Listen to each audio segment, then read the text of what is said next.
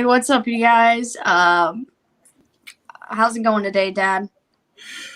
Well, I'm here. I'm not exactly hunky dory at the moment. I might have to vacate for a few minutes here and there, but I think I'm going to make it.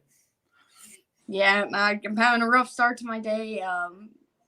Woke up and I guess my internet decided that it was going to be out all day. So I'm rolling from the phone. I will try to keep up with everything like I normally do. Yeah, we're gonna roll with it. My internet should be up by 7:30. Fingers crossed. The other But I'll other get. side of the boat says they're having a good start. They're off early from work, so there you go. I'm off work today, so I guess I can't complain, and I'm having a decent start. Shelby's in here. What's up, Shelby? And the other side of the boat, thanks for hanging out with us. Other side of the This should. boat is a great supporter of just about every live I've been on. I've seen him or her. Sorry, I'm really bad with these accounts. I've seen them pretty much everywhere I've been, except for maybe one or two. But yeah, I appreciate you being here, man, and it's good to see you. Also, our friend on the Facebook side, Joe, is in here. What's up, Joe? How's it going, man? I know he's living high right now. He went to the Colts game yesterday. Heck yeah. He had some awesome seats too. That's another thing. Hey, I was on my way back to the house. You knew I left, and I had to run up and take care of some business. And I was on the way back, and Pat Kerwin was on the afternoon drive or whatever they call it. And they broadcasted something that I hadn't quite heard yet, but I'll share it to you because I'm sure you might have already heard it, and it might be something you want to talk about. But I think it looks like Cam Newton may have found a destination in Seattle. First, real quick, Metal Sharks, what's up, man? Good to see you. But yeah, I mean, I didn't hear Seattle per se, but I heard that Cam went and got the shot, and I mean, no one can change my mind. That's the only reason he was not yeah, there's other things, but that is why he got let go in New England. But he said, I want to play football. I went and got the shot. I'm following the rules. Give me a job. Like he's desperate. He wants to play. He loves football. Yeah, me and Joe had talked about it, and I had mentioned a couple teams. One being Pittsburgh, Indy, but Wentz is doing better now, and then Seattle was one of them, and so yeah, Houston maybe. The announcement was that that they didn't have a lot of details, but they knew that today Cam Newton was in talks with Seattle, so we might see something pretty soon on that. Definitely getting the shot helped, honestly, because of the way the NFL is right now. And the way that people are falling off and still falling onto the COVID list. So, you know what? Congrats to him. I hope he does land with Seattle. That would be a really good fit until Russell gets back. And I think he would fit in well with that offense. Yeah, I mean, I agree, but I told a couple of our treasure hunting friends I hung out with last night, and last night's game started off so horrible I just turned it off, but then it ended up being a pretty good game. And with that being said, I mean, that game was just as easily theirs as it was Pittsburgh's, and I don't know that Cam Newton is really necessary. There was a few chinks in Geno Smith's armor, and I get what you're saying, but there's still a few chinks in Cam's armor too. And he's not been playing football while everyone else has. I think that there's a reason, and I think that's a pretty good fit. Geno did play better in the second half, but it was after they changed the play calls. The first half, Pittsburgh had their book read. The second half, they shoved the ball down their throat and exposed a big weakness in Pittsburgh's defense. If Pittsburgh is in pass protect, you can run right up the middle on them and just continually do it. And that was pretty evident by the fact that they did it with a third string running back.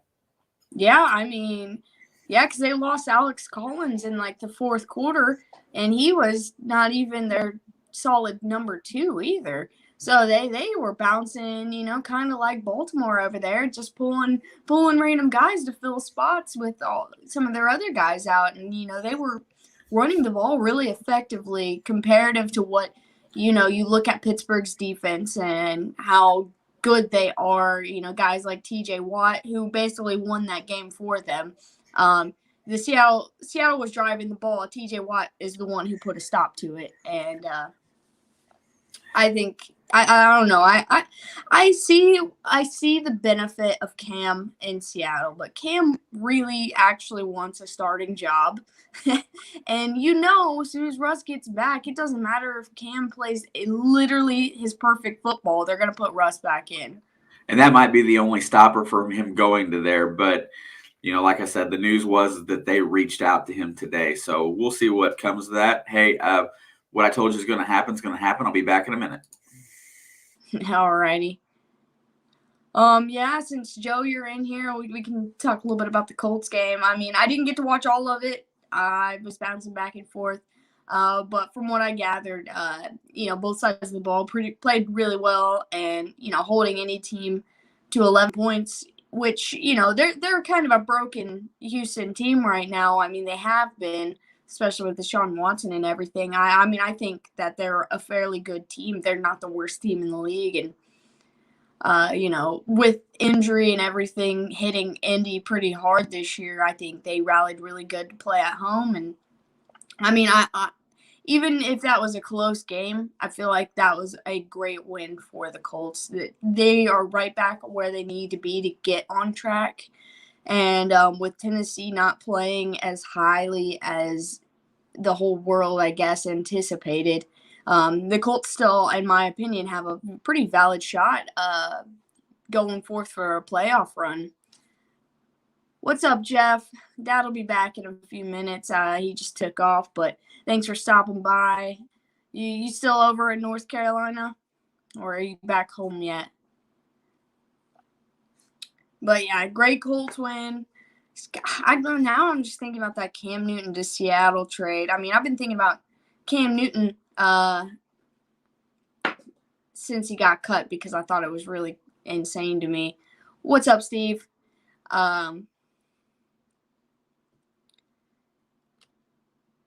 Yeah, I don't know. It's just a weird conversation. Anywhere Cam ends up, I feel like it's gonna be weird to me, unless it's probably Washington. Oh, you made it home. That's good. I'm glad you guys had a good time. Joe, you say go Bills tonight. Look, I like the Bills. I actually own a Bills jersey. I mean, he's a former Chief. That's why I have it. But I hate the Titans way more than I hate the Bills. But today I'm pulling for the Titans, and I'm sorry. I don't want them to win any other games, but I do want them to win this game because, one, I told everybody last Monday or Thursday that I was all in on this being one of the biggest upsets of the year. But, I'm not going to be mad if the Bills win because they're a good football team. I think someone needs to slow them down, and I think this is going to be one of those games that catches them off guard. And, we're definitely going to talk a lot about that game going forth for the rest of the night. I'm going to wait until my dad gets here because he has a lot of opinions on it as well. But I'm pulling for the Titans, but I hate the Titans. I would rather the Bills win. I mean, I'd be perfectly fine with this ending in a tie tonight. Don't see Cam getting a shot at starting again unless the starter goes out for the season. Yeah, I think literally the only destination for Cam that he would get a starting job is probably either Washington or Houston. Not that there's anything wrong with Taylor Heineke in Washington. I actually really like that kid. And in Houston, obviously, they're not getting Deshaun Watson back. The trade deadline's coming up, and if he's not gone, they're just going to hold him hostage, and they're going to keep paying him millions of dollars just to sit on the bench. So, I don't know. I think Tyrod Taylor comes back, and Houston gets back on track. Oh, my sister's in here. So, everybody in the chat, at least on the YouTube side, drop a hey. Say hey to my sister. She doesn't do sports all that much, but I'm happy to see her in here supporting me. Say my dad will be back. He has AWOL for just a moment. But, oh, yeah, Steve, I'm sad the Steelers won, too. I mean, that ended up like I told them earlier, I watched that game, and in the first half, I turned it off because I was like, man, this is a horrible game. It was 14-0. I was like, this isn't even worth watching. And then I jumped on somebody's live stream, and I was sitting there talking, but I left the game on. And then I look at the score, and it's a 3-point game, and I'm like, well, what's going on? And but it ended up being like an actual good game. Sad to hear what happened to that Taylor kid, but they said that his CT scans and all of his body parts are doing what they should do, so it was all precautionary. And being in Pittsburgh, the Ryan Shazier thing is still a fresh memory for all of them. So since Pittsburgh's medical staff took care of him, they took that very seriously. So, but he's looking okay, and that game ended up being a really good game. They tried to screw the Seahawks for that field goal right there at the end, and that kid who made that play to get the ball to the middle of the field to clock it, he was the MVP of that game if they won, because that was Russell Wilson on the sideline screaming at him like, get the ball to the middle, don't just sit it there, go, and they clocked that with 2-3 seconds. I think it was about 2. They gave him 3. Well, they didn't actually clock it because of the review. I don't know what they had to review because it was very clear everything that happened. But Yeah, I think they were really trying to screw them, and then they ended up coming back and winning. She said, okay, just saw a notification when we're popping support. Yeah, we definitely really appreciate that. This stream's probably going to go on a little bit longer than our normal Monday streams, but if you want to stay or go, we definitely appreciate you being in here. Amanda just popped in. What's up, Amanda? How's it going? Hey, Amanda, I just wanted to say that you played a really good fantasy game this weekend, and I'm sorry that I had to be the one that beat you when you outscored every other team in the league. Yeah, seriously. I think, she did a really good job with her team this week, and I before we even got to last night's game, or, before we got to the 4 o'clock games, I was like, there's no way you're winning that.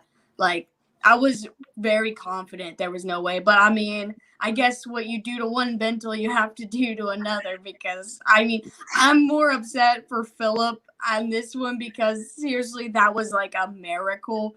But like, how'd you do both of them so dirty? It was kind of tough, and and then the thing of it is, I sit back and I looked at the rest of Amanda's team on the bench, and the rest of her team on the bench had high scores just like mine did. I had 3 guys that were over 20, another one that was over 30, and she had a lot in the same range. So if we would have swapped out players and stuff like that, we still would have ended up in about the same spot. But I just got to say that she's not going to go winless with the lineup that she currently has if she configures it better. But I did feel bad because she hadn't won a game, and she was about a 70% winner before my day even started because of her first 2 guys to score from Thursday night. But I just wanted to say that. Philip, dude, Philip's loss. That was literally only that was a miracle win on your end. Like, that should have never happened. 2 guys shouldn't be able to. I think if that game hadn't went into overtime, Philip beat you. He did. That game shouldn't have went into overtime. But if it hadn't went into overtime, Mark Andrews wouldn't have got that game winner. Yeah, he wouldn't have got that 13-yard catch in overtime, and that's what did it. Was a 13-yard catch that got me over the top. But anyway, I feel bad for both of them. But at the end of the day, I got players that are putting up pretty good numbers every week, so I'm still pretty stoked for my opportunity. I still don't know why you didn't start Maddie Stafford this week. Because I felt like the game in Baltimore was going to be a high-scoring shootout. I really did. That was like the worst game I watched all week. I'm not going to lie. Wouldn't you have thought going into that game that it was going to be a pretty high-scoring game? I thought it was going to be really similar to the Chargers-Browns game, honestly. That's exactly what I had in my mind, and I thought, well, hey, even if Baltimore plays well and wins, that there's going to be a lot of airtime points. And with the receiving core that LA has, I thought for absolute sure that Herbert was going to put up 25+. Yeah, but no offense, the one lock game of the week that no one could even argue about was the Rams playing the Giants. No offense, Amanda. I felt as if this game shouldn't have even had to been played. There's so many injuries on the Giants team and everything right now that they should have just, threw the flag in on this one and took an extra week off. So that's why I was thinking you would probably go more towards Matthew Stafford because honestly, right now this Giants team is suffering and but I mean I understand your dilemma right there because Well, I totally get it. I was afraid that the game would be 28-0 at halftime, and then they would bench him for the second half, and he would get 18 points, something to I that saw effect. a couple starting QBs bench this week. Also, our boy Brockton Magnet Fisher. What's up, Sean? dude?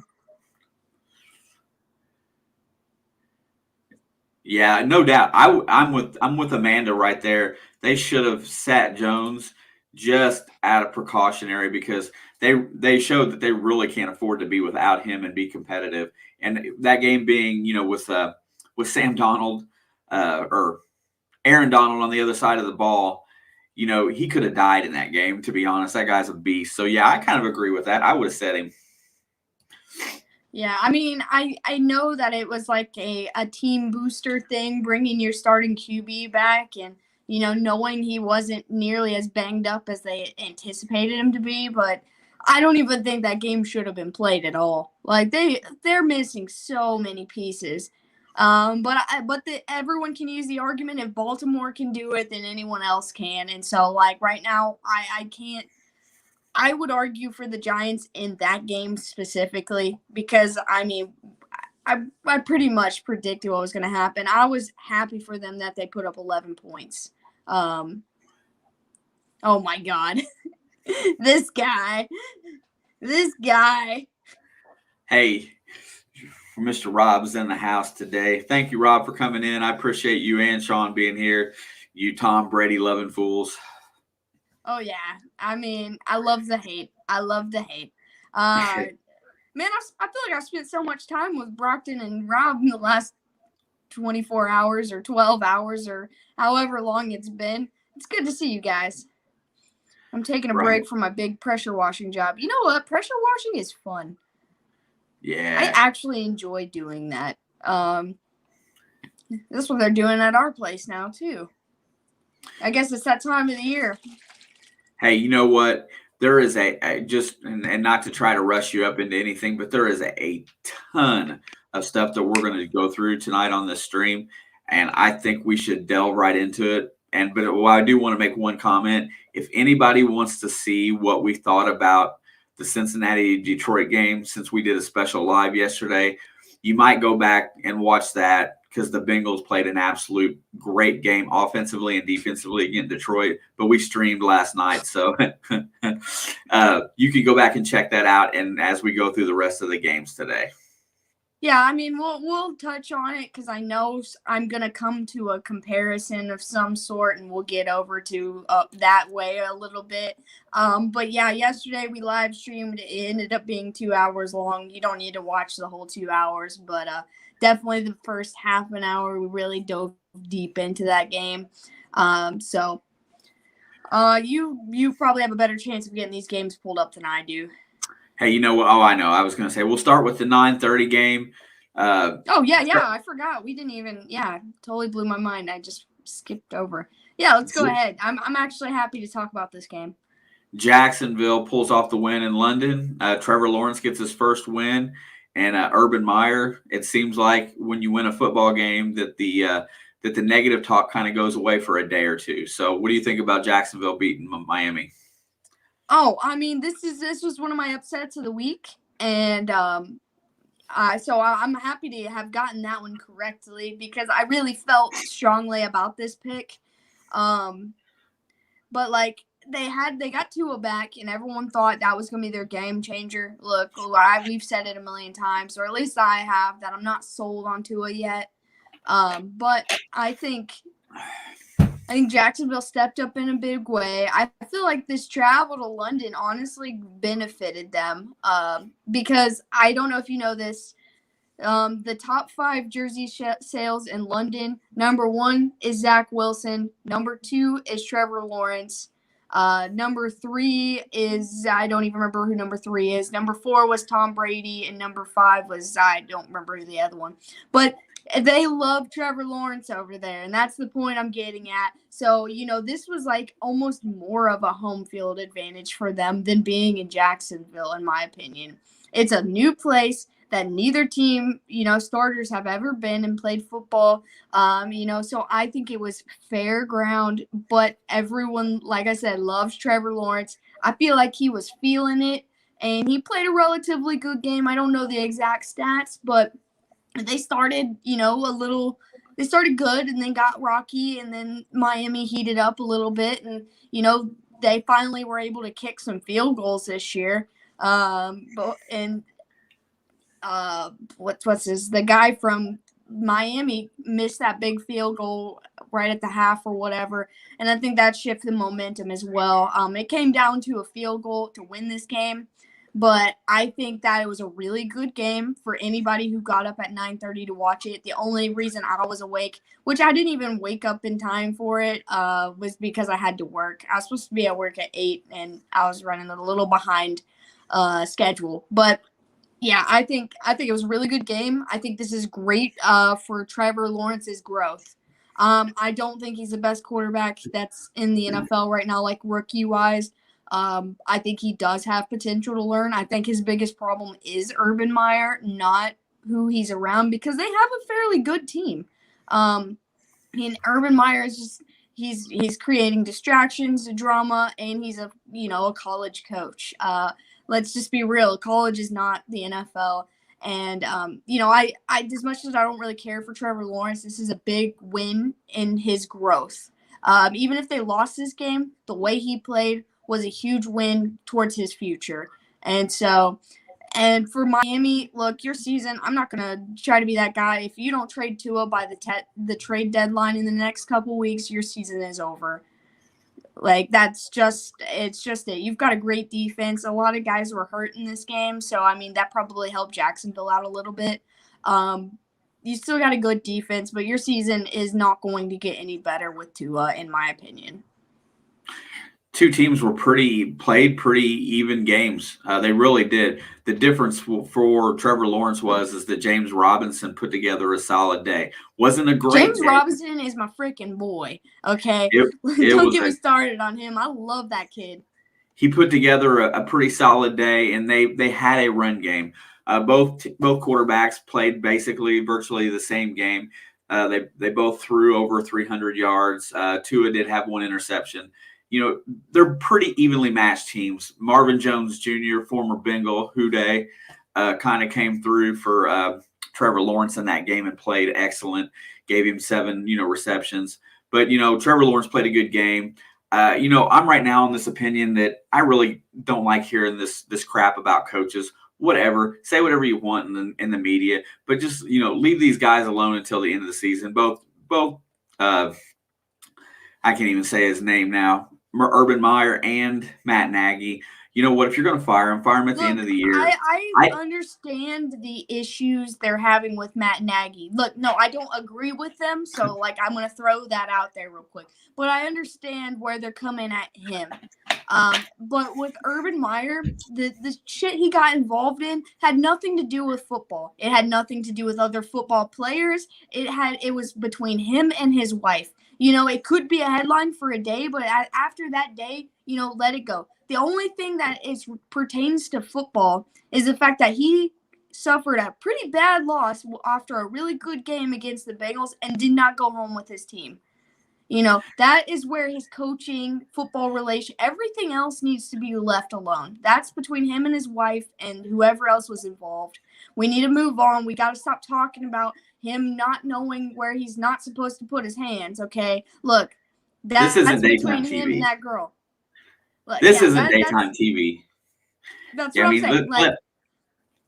Let him have his way. Yeah, all these guys have lives. They do whatever they do. I'm not. Look, you think every coach is perfect after they step out of the football area, and go home? No, I don't care about their personal lives as long as they're not doing something like killing somebody or getting a DUI or things like that. I don't care unless it has to do with football. So leave Urban Meyer alone. Go back to talking about his bad coaching and not about what he's doing at bars. Like, leave that alone. Yeah, I think he's gonna work out and be a fine coach. I just think if they may not give him enough time to, but here's the thing. With both of these coaches, one win has shut the media up for at least a week, right?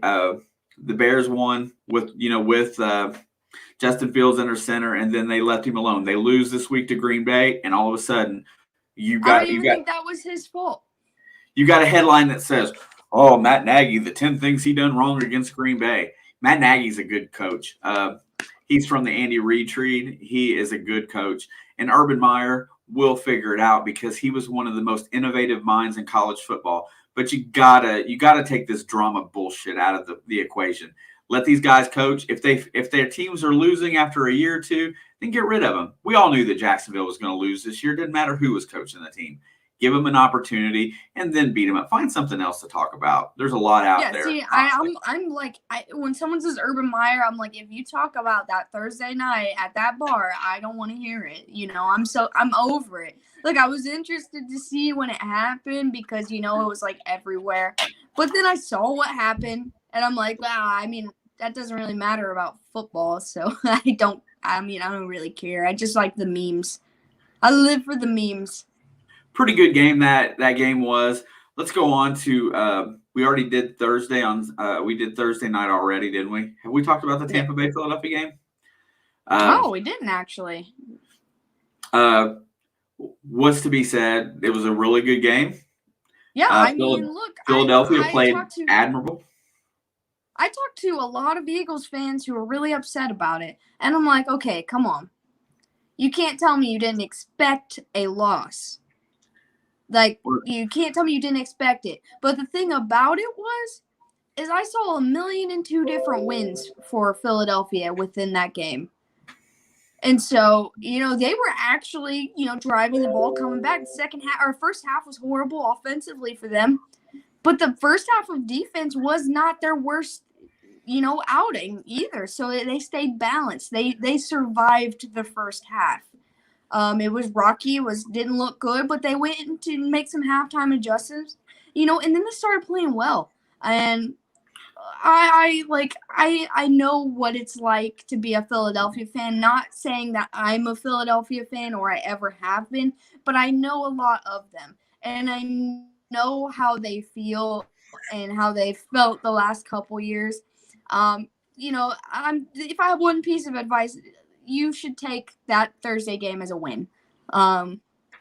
It was a great push forward if you can grow on what you did there. See you later, other side of the boat. Thanks for stopping by. If you can take that and keep growing on it, you're going to be a good football team. Yeah, I mean, the things to take away is they stayed with them in the first quarter. They got a touchdown at the end of the quarter. They scored another one in the second quarter. They were down 21-7, not insurmountable. Then they go down another touchdown at the beginning of the third quarter, and they're down 21 points. And then the defense picked up. Jalen Hurts picked up his offense, and they brought it made it a 6-point game and had a chance to, had a reasonable chance of winning the game. That's a really good game for Philadelphia. Tampa Bay has scored over 30 points in every game. They covered the spread. No one thought it would even be that close. Right. Look, I'm not saying that Tampa Bay couldn't have put up more points. They kneeled on like the 3-yard line. They could have put up more points, but they didn't. And, for Philadelphia fans, they covered that spread that no one in the world thought they'd be able to do. They got it within 6 instead of 7. That's a win. You're going to be okay, Philadelphia. You're still in rebuild. You weren't supposed to win that game. Right on. And then the game we just briefly talked about, with Matt Nagy getting beat up over Green Bay's 24-14 win in Chicago. Well, okay, first of all, Aaron Rodgers did what Aaron Rodgers does and was being an asshole, and he looked up to the fans and literally said, "I fucking own you." That's what he said. And he's not wrong. Philip was in here last week. He said the same thing. But for a rookie quarterback, man, they hung in that game. Like, they had the lead at the beginning of the game. They hung in. They hung with the big dogs.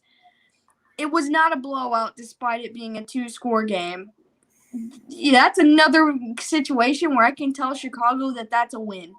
You're going to have to see him again. And you might be able to, with what you got, make some adjustments and make that an even closer game next time. That was a typical NFC North old school bash. The quarterbacks didn't play that much part in the game. It was all about the running backs. Aaron Jones and Khalil Herbert did really good work on the ground. It was a pretty clean game. One interception from Justin Fields. Not a lot of yardage passed for. I feel like both teams executed their game plan. Green Bay's just a touchdown or so better still. Yeah, Justin Fields is still a rookie, and they were missing David Montgomery. I think David Montgomery could have been the game changer to make this a, field goal point differential. Sure, absolutely. And there's really not a whole lot to say. I just don't think Matt Nagy deserves all the negative that he's getting. What a tough job to have a rookie quarterback that you don't think is quite ready, and a championship capable defense, and then trying to make decisions where everybody else is trying to influence your decisions. I feel bad for the guy. He's a good coach. They should shut up and let him coach his team. Yeah. I don't disagree. The media and the fans are just coming for his throat every day.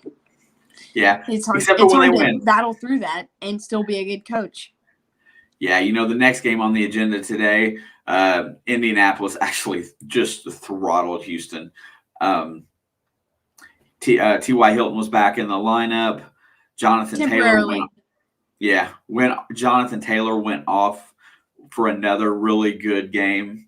That dude is coming up to be a little Derrick Henry. And I say little because he's a little bit smaller than Mr. Henry is. He is becoming a boss, man. Yeah, he's going to be a jersey I put on my wall if he keeps going the way he's going at this rate. I watched him a lot in college, and I was really psyched when he got drafted. I knew he was going to go, be one of the early running backs that year. And the thing about him is that he looks really small because he's really fast, but he is actually a pretty thick, big back. And he's not as big as Derrick Henry, but he's solid, and he was a workhorse at Wisconsin. He broke all the NCAA records in 3 years when he was there. And, he carried the ball 26 times a game and never showed signs of wear and tear. And he's a stud. He's the main reason why Carson Wentz had such a good game. That's kind of what we talked about going into the season. For Carson Wentz to have a good season is to have a strong run game because they had the pieces to be able to do that. Yep. And then he's just so explosive. I absolutely love Jonathan Taylor. I was talking with our buddy Kent Sterling earlier today a little bit, and my comment was that if they can produce the same type of offense, they have the opportunity to still get to 10 wins. He pointed out abruptly that their schedule is so tough. That they have one of the hardest schedules. That 10 wins might be a stretch, but my preseason predictions before dealing with their injuries and anything like that, I put them at 9-8. So I think I did too. I think we both had the same for Indy. Hopefully they'll continue to play well. You know what? I'm not a Carson Wentz fan. I don't really care for him, but I want to see Indianapolis do it. Every week. He's getting better within that team because Jonathan Taylor's getting better. Hey, I got 3 things for you on that, though. MVP.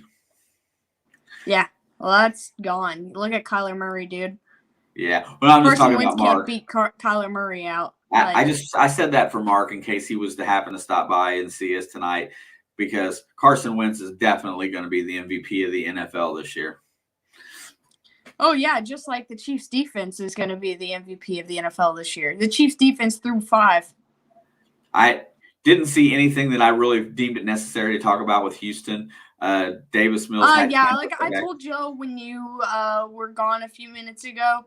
I mentioned the Colts a little bit first just because he was in here for a little bit. That I I think that Houston is still a good team. There's still just so much wrong with them. So even I told Joe that even if this game ended up being a close game, that it was a big win for Indianapolis. Yeah, I mean, I think Tyrod Taylor could be back anytime. I know that, it's been shown that Cam has been talking with Seattle. I still could see Cam going to Houston. As much as he probably doesn't want to, I could see it. Oh, I mean, there might be multiples. The only one that just got announced to the media was the Seattle talk. Yeah, everybody in the chat right now, keep in mind the trade deadline is November 3rd. It is coming up, so we are finally going to get some answers about Deshaun Watson. Doubt it, but okay. Yeah, probably not, but fingers crossed. I want to see that man play football. He is an MVP. Hey, let's go to the next game on the list today because we got a ton to get through tonight, considering that the game starts at 8:20. The Rams. 8:15. The Rams flipping throttle the Giants. Yeah, I mean, we already briefly, got into that a little bit. That game shouldn't have even been played. They should have just announced that their whole team had COVID, so they had to forfeit the game. So they would prevent any further injury. No offense to Giants or Giants fans. It's just that was not a game that was ever going to be within reach, especially with so many of your key guys out. Matt Stafford had a great game. Cooper Kupp had a great game.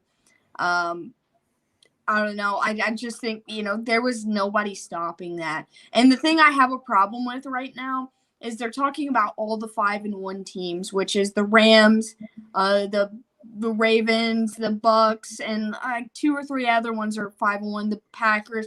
And Bills. they're like, I saw this thread, and it was like, which one is the best 5-1 team or which one is the worst? And everybody was talking bad about the Rams. Everyone hates Matt Stafford. And I found a TikTok account last night of a guy who really hates Matt Stafford. And I'm just really confused. They're getting a guy that's going out and put up a QBR of about 120 per game, which they did not have with Jared Goff. He did not put up those kind of numbers. And people are still. Well, everyone's saying it's Sean McVay, not Matt Stafford. Because Sean McVay took Jared Goff to the Super Bowl. Jared Goff took Jared Goff to the Super Bowl. He just played out somebody else's game plan. They had an excellent team that year. They've got a great defense. Yeah, but last year they didn't go to the Super Bowl. It was the same. It was basically the same team that Stafford has. You know why they didn't go to the Super Bowl last year? And this has nothing to do with the Bucks and Brady. I'm talking about the Rams and Green Bay Packers playoff game. Jared Goff had just had thumb surgery, and they had that Wolford kid. And that kid was a nightmare. He was so good. But he got that stinger injury right before the game. I say Jordan Wolford or whatever his name plays that game. John. What? John. I knew it was Jay something. Wolford. If he had not gotten that stinger and he would have went to Green Bay and played that game, I think that it would have been a Rams-Bucks NFC championship. And I think that with that defense they had, it would have been, way different than the way everything turned out. Jared Goff, Wolford, I didn't even know that guy's name until the playoffs last year or the last bit of the regular season. He was playing like an MVP. Couldn't agree more. You know what? And that's the thing is that, everybody forgets the little nuances of how teams got to where they got. But Matthew Stafford is a stud. He's always been a stud. He just never had a team behind him to win. Yeah, that's what I'm saying. I think he was a stud back in Detroit. They just, it was bad luck and a bad team. He played well. Absolutely. Kansas City rebounds in Washington with a pretty dominating one. I was waiting to talk about this game because I got really, really pissed off yesterday because I don't, if anyone watched our stream yesterday, I mentioned that I wore my red Patrick Mahomes jersey all day, which means I wore it to work. And I have 3 different people come up to me and ask me in all seriousness and also include some sarcasm and making fun of me on why Patrick Mahomes is playing so bad. The interceptions are bad. But have you seen half of them? Half of them aren't his fault. And this was before the Chiefs played yesterday, but that all this happened.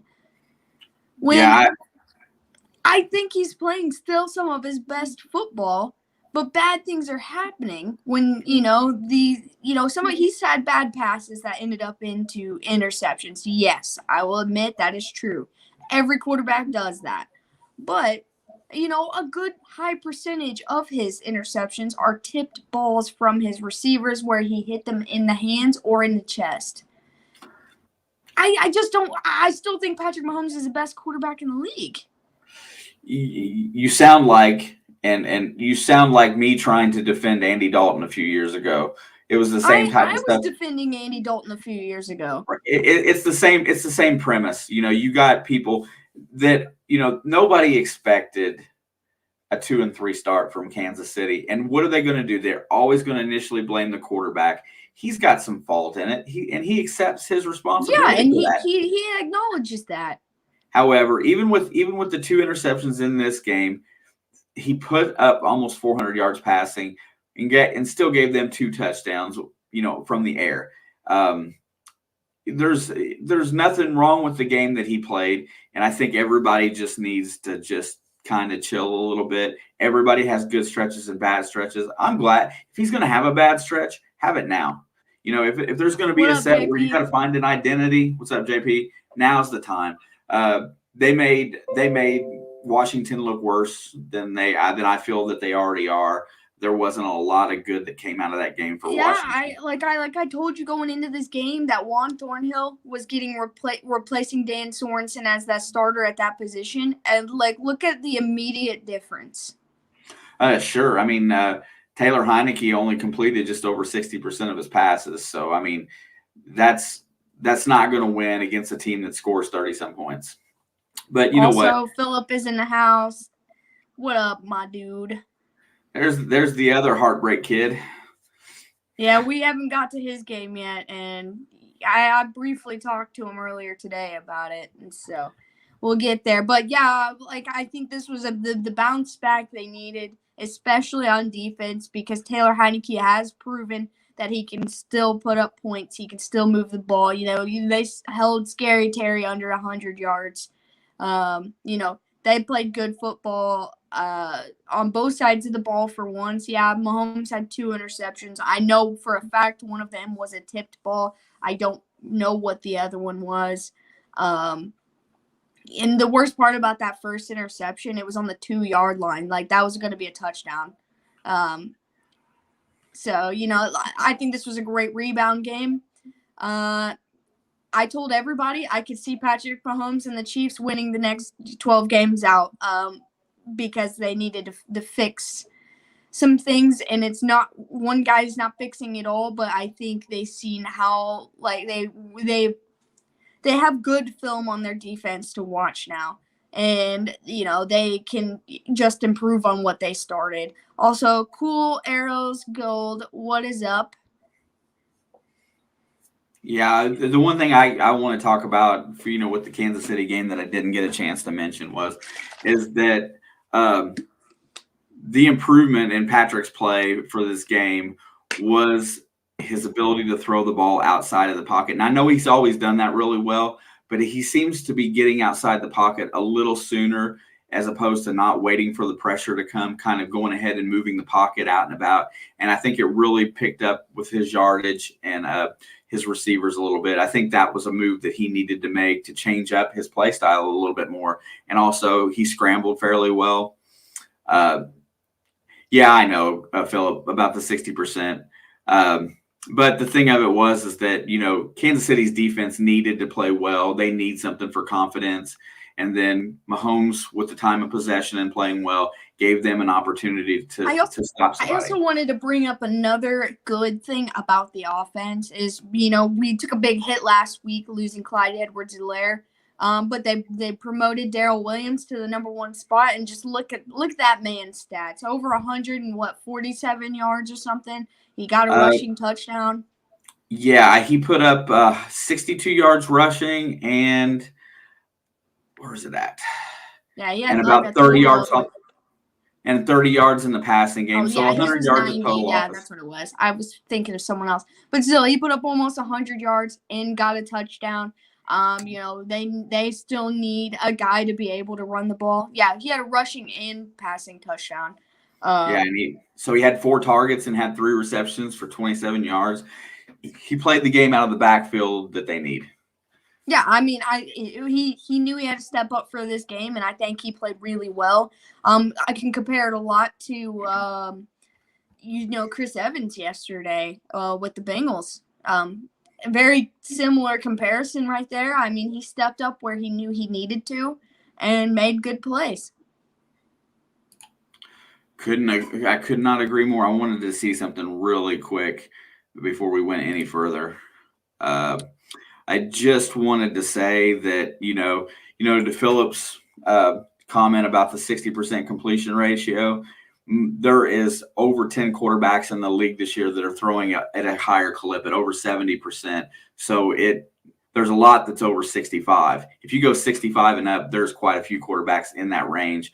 60% is kind of middle of the road. It's getting closer to the bottom because now they're expecting you to complete that many passes in your game plan now, or you're not going to win games. I can tell I think 60% in a game is good, but 60% average is on all games is a little below average.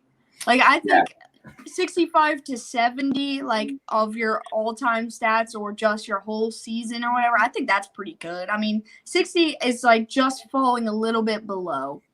Well, the 3 teams that right now that have quarterbacks that are over 73% is Green Bay, Tampa Bay, and the Rams. I mean, those 3 guys are over 73%. So, I mean, those guys are winning. And you've got guys underneath there that aren't doing as well. But I'm just, 60% used to be the median for a good quarterback. It's not right now. It's a little bit higher than that. Just because I feel like everybody, that's more a better word I like is acceptable. I think acceptable fits. It's not like, oh, you're bad, but it's acceptable. Yeah, I agree with that. 65%, 65 to 70% is where a good portion of the league's at. I mean, you can look. Joe Burrow's in that 65% mark. If your defense is playing well, 65% wins you games. Yeah, I think Joe Burrow's at 68 or something like that. 65.5. It might have been his last game or something. I think I saw somewhere. The guys that are, I mean, there's not a guy higher on him than the list that's playing better either. So, I mean, you got to put that into consideration too. But anyway, I just kind of wanted to bring that up. If you look at the stats this year, it really shows that there is a higher completion percentage expected to win games.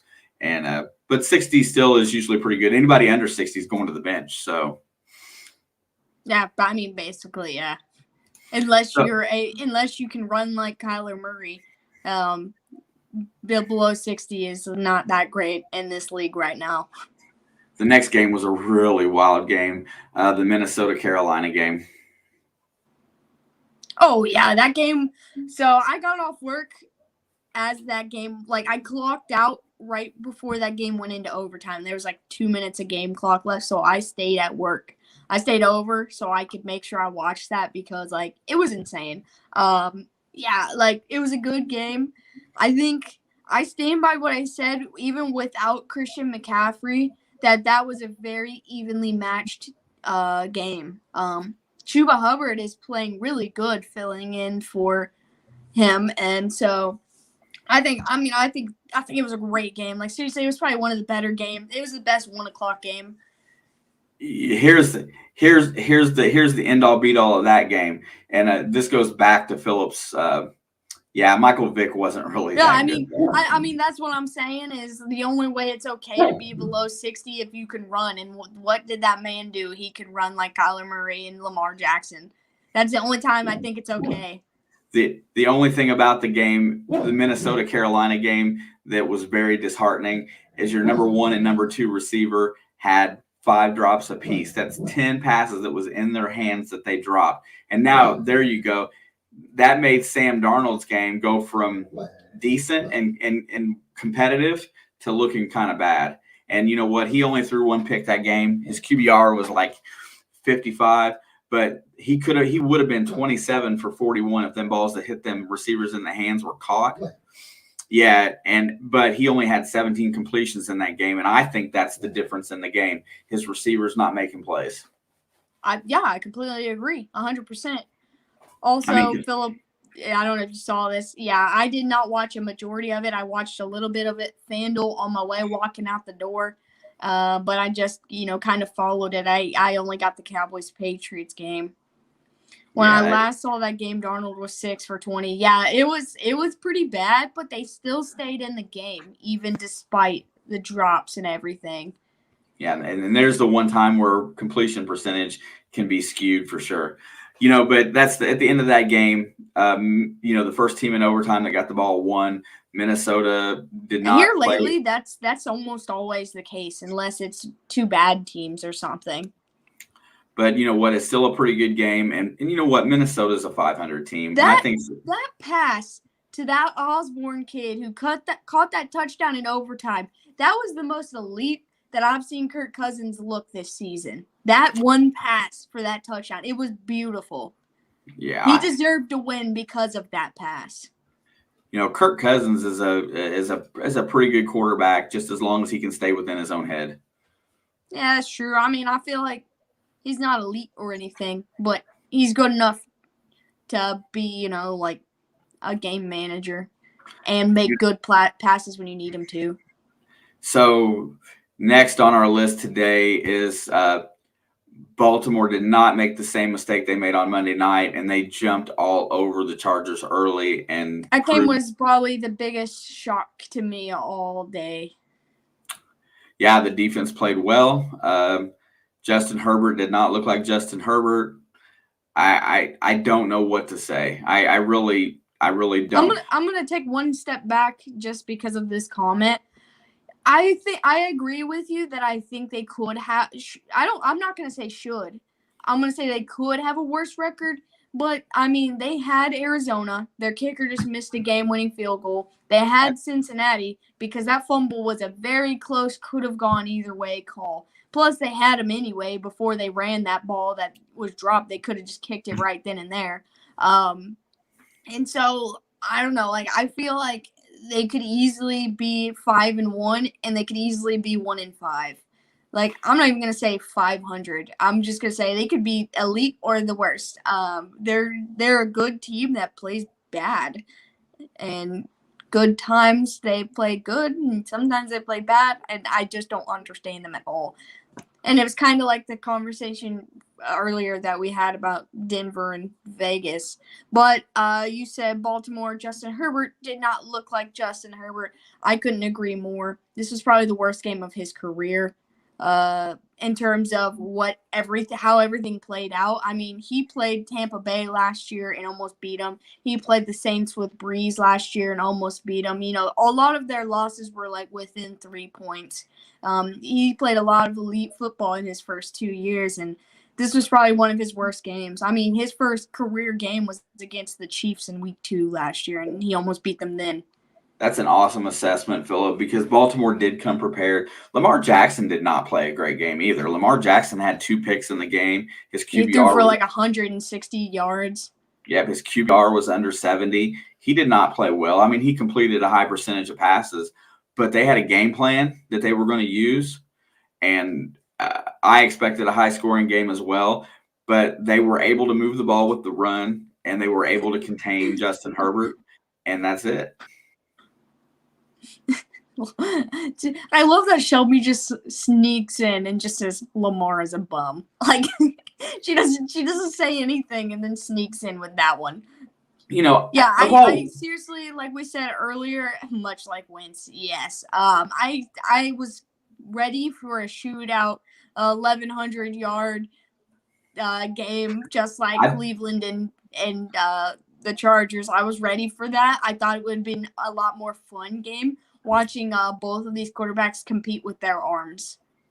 Yeah, me too. And that's why I put Herbert in my fantasy team. I thought it would be high scoring. However, this retired at Louisville.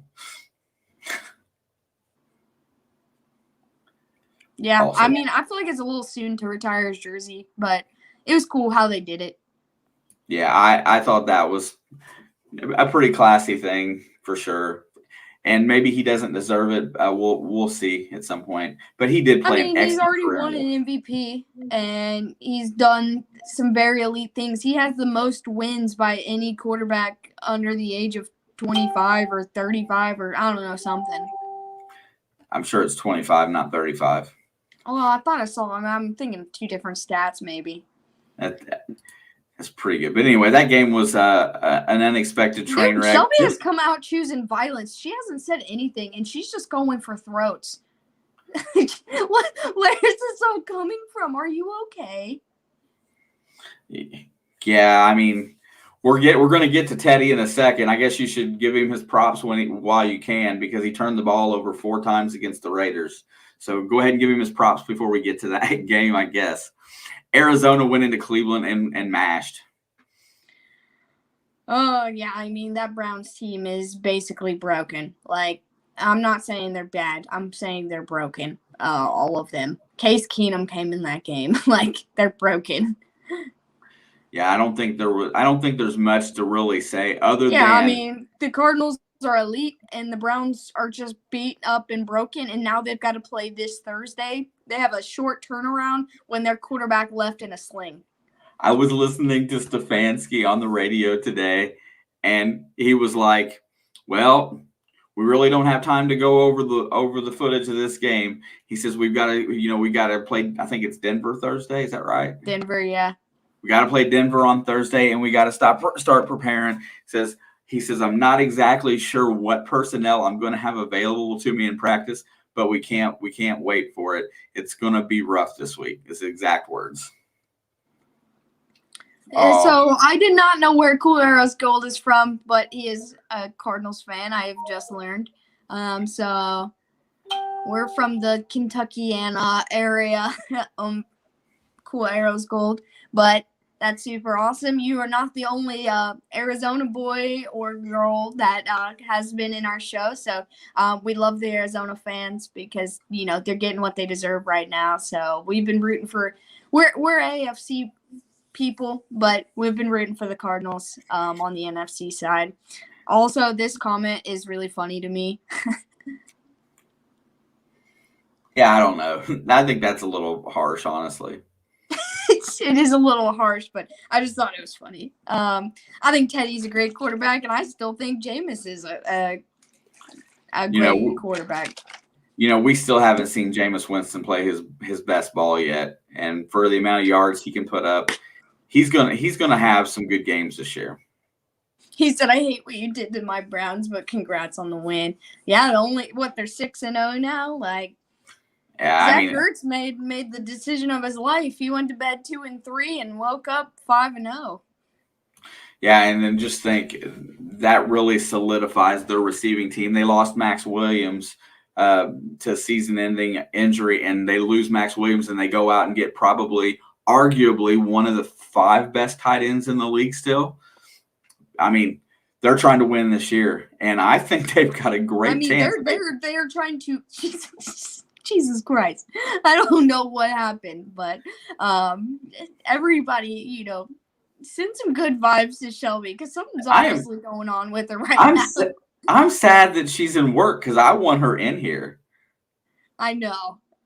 Oh, he's from Ohio. Oh. We're not from Ohio, but we follow a lot of Ohio sports. There's kitty cats in Ohio too with Bengal stripes. A lot better than that dirty brown helmet that reminds me of a shit stain in somebody's underwear. Yeah, the only Super Bowl they're going to. I'm just playing, Philip. They still could make a Super Bowl run. Yeah. I don't know what's going on. Yeah, what was I saying? I lost my track. I think that, I think Cliff Kingsbury was kind of on the hot seat, whether people wanted to talk about that or not last year. And I don't know what he did in the offseason, but he made sure that there's still a lot of time left in this season for everything I'm about to say to still happen, but he's making sure this team doesn't fall apart.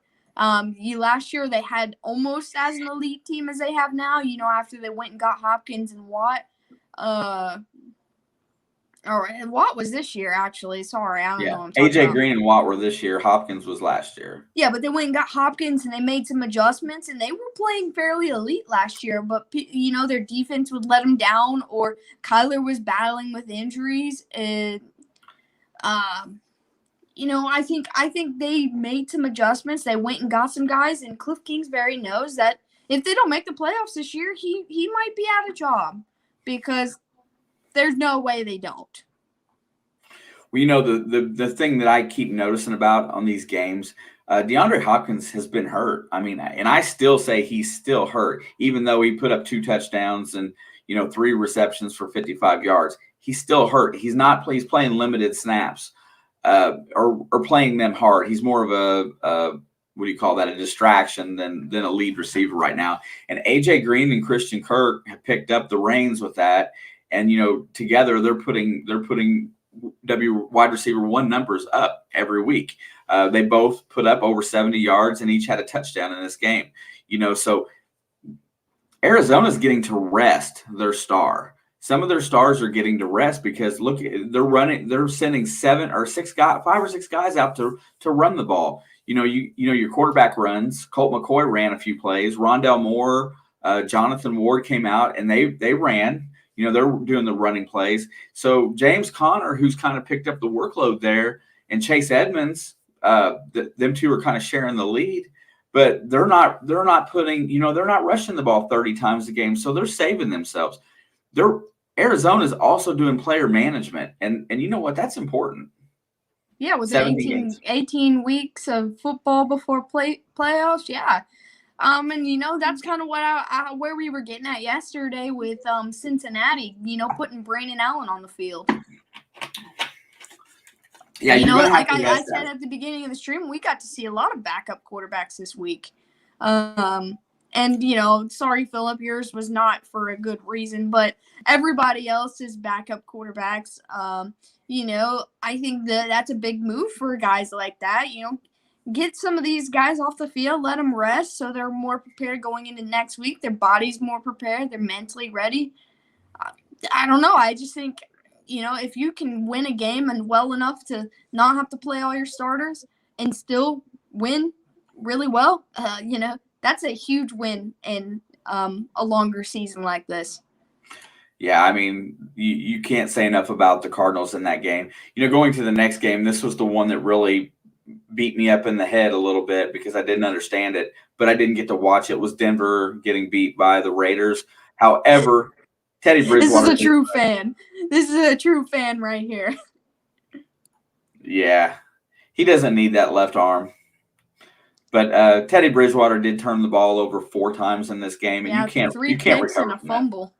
You can't recover from that. Plus, and not all of that, and back to talking about quarterback responsibility, not all of that was his fault because they sacked him 5 times and they pressured him. I think he had 15 pressures or something like that in the game.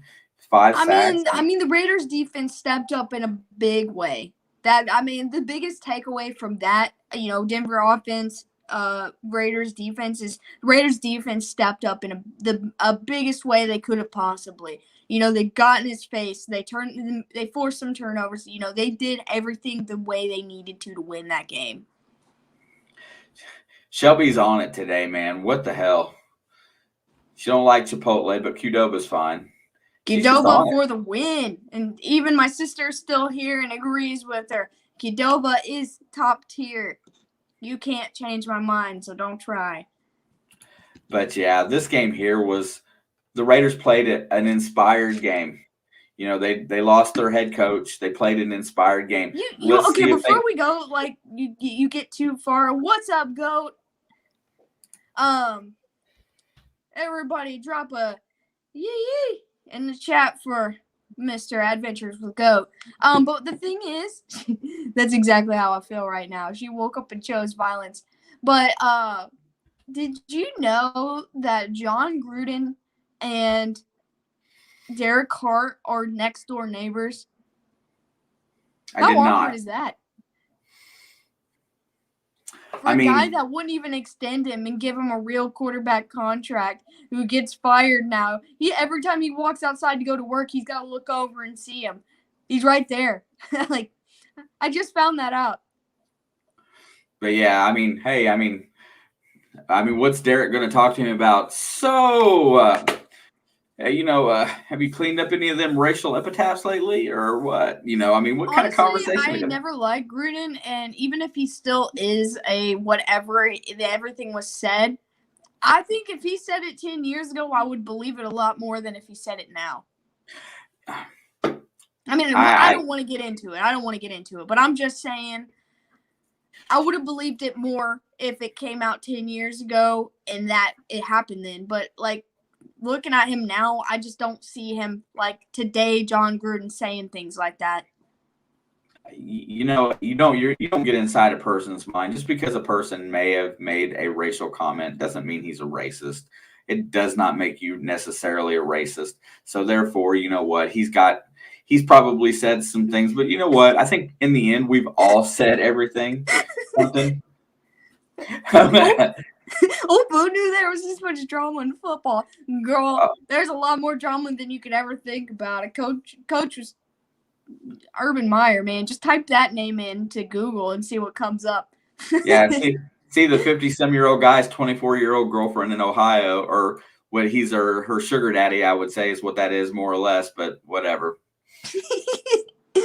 I love seeing all these yee-yees for GOAT.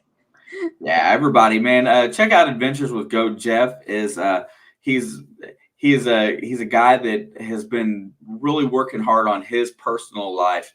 He's dropped a lot of weight. He looks freaking great. He's gotten some offers to do some fitness stuff online, man, and he's a pretty good friend. I've been talking to Jeff for almost a year now, and I have nothing but good things to say about the man. So Adventures with Goat, pretty cool channel. Where is he at? Colorado? Is that what you said? Yes, ma'am. Dude, one of my all-time favorite live streams you ever did in Ohio River history was that first one that he came on there, man. I go back and rewatch it sometimes because I tell people, I'm like, dude, this was awesome. And so, like, I feel like I talk about him even without talking about him because I'm like, that live stream was one of my favorites. We had a blast that night. Absolute blast. Oh, Rob said, "Are we still chatting?" We're always chatting, Rob. You know us. But we don't shut up. We're always chatting. But both teams played well, except for the turnovers. That's the difference in the game. Yeah. You take those 4 turnovers, just wipe them, and then what's the score? Like probably 24-17. Denver wins the game. Yeah, I'm nothing bad against the Raiders, but. Though they probably got a decent amount of points just off the turnovers alone. I didn't see that stat, points off of turnovers, but I imagine with 4 of them, there's at least 14 points that came off them turnovers, I'm sure. And really don't really see a whole lot left in this game. Both teams, are pretty good offensive teams. Vegas's defense put a hurting on Teddy Bridgewater. Vic Fangio said that you can tell she's my sister, man. Dude, Rob said I'm pressure washing today, and I was like, man, I love pressure washing. That's the first thing I said. I just think it's the most relaxing thing ever, just watching things just come off. I pressure washed like our Nana's side of a house one time, and it was like all green, and I was just like, oh man, this is so cool. It's like a magic eraser. Like, I love it. Rob, Sadie's the other sibling, so you just got. Yeah, she met Rob. Okay, I didn't know if she did or not. I wasn't sure. Yeah, she went on the tour with us. Oh, duh. My brain is shot. Jinx. I do be relaxing, but you know what? I want to go through the replay of the end of this next game because it's so fresh in my head because I didn't see what happened, but. Dallas goes into New England and gets the 35-29 win. So there was 2 minutes and 40 seconds to go in this game. Yeah, dude, we were live streaming during the end of this game, and you you said they missed a field goal. New England has the ball with 2 minutes left, up by 6 or whatever. 1. or up by 1, and they miss it. And I'm like, okay, game's over. So we just dropped the game completely. Yeah, we thought it was over. They take 3 knees and and punt it away. They have, they go the whole length of the field in maybe a minute. We thought there was nothing going on here that was going to work. And then I flipped back over to kind of go through the scores because we were discussing something, and then I just saw the score. So what happened was, as they ran the ball twice, Mac Jones goes up and throws a pass on 3rd and 12 or 3rd and 10. Our buddy, God, what's his name? Tayshawn Diggs? Travion. I couldn't think of that first name. Travion Diggs gets a pick 6 for like his 7th interception of the year, and Dallas goes up by 8 points or something, something like, yeah. They go up. They go by 5, right? 5 or 6, something like that. 6. Yeah, they go up by 5. They go up by 5, 26-21. Then here we go. What happens next is then Mac Jones comes back and hits a 74-yard touchdown pass to go back up. Then they get the 2-point conversion. So now they're up 29-26 with like less than 30 seconds to go. And Dak Prescott goes down the field and gets a field goal. They kick it and it goes into overtime. Dallas wins in the overtime with a touchdown. But that was the craziest thing. The one takeaway one interesting stat it was the first thing I saw when I turned on NFL Live this morning is Dak Prescott broke the record that Peyton had and the Rams quarterback. What's his name? Stafford? No, the GOAT Rams quarterback. What's his name? I just lost it. It's just gone. Go ahead. Anyway, he had 401 yards. Peyton Manning had 400 yards, and this is regular season and postseason. Oh, against Dak Prescott put up 445 yards for the first time since 2013 when Peyton put up 400 against Bill Belichick. There's only 3 quarterbacks ever to do that. Kurt Warner. Warner. Yeah. So I mean that's pretty impressive. But the one takeaway to go for his name is Yee. Shelby said Sam Bradford.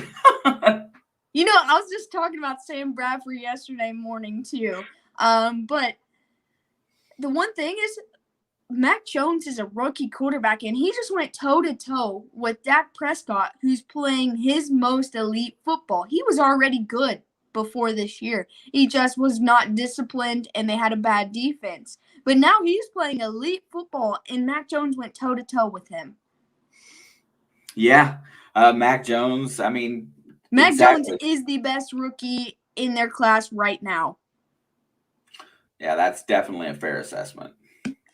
I also saw something about Trey Lance and how they said that they're going to start pulling Colin Kaepernick's playbook out for him, and he's going to be elite with it. We'll see.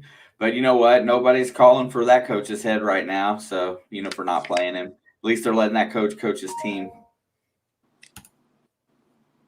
Sadie, me too. Ethan went on that he went on that for a while and just said, yee. Yeah, that's nuts.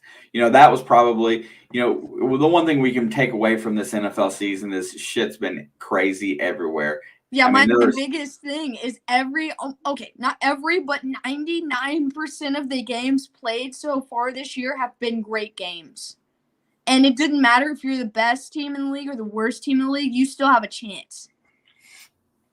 Yeah, that's it for sure. Everybody's most of the games have been fairly close, and that's what the sport really needs. It needs everybody to be competitive. The more competitive teams you have, the higher ratings you get. What is happening in our chat right now? Shelby's choosing violence. My sister's here, and everybody's shouting yee yee. Goddamn, Philip is. You know what? Philip's a little wound up today. He's really hurting right now, so he's just projecting everything else to, not think about his Browns being ripped to shreds right now. I gotta say that, I understand his pain, man. I got it. I mean, it's got to be painful. Oh, Sadie, you haven't seen drama yet. Wait until we get through yesterday's games and get started on tonight's. That's when the drama really is going to begin. Yeah, we haven't even hit our stride about today's game yet. Hey, speaking of which, he's all jacked up on Death Wish coffee. Yeah. He said coffee go. Jesus Christ. I don't know who I can't handle more, Shelby or Philip. Man, I don't know. You know, Amanda must be feeding him meth.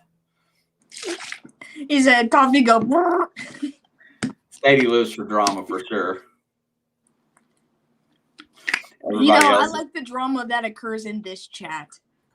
Oh my God. Between well, you know what? Either our chatties or between us or between both. I'm all jacked up on Mountain Dew. Oh my God. She likes Red Bull and Mountain Dew. Dad, do you know what the Her favorite food is sketty and butter.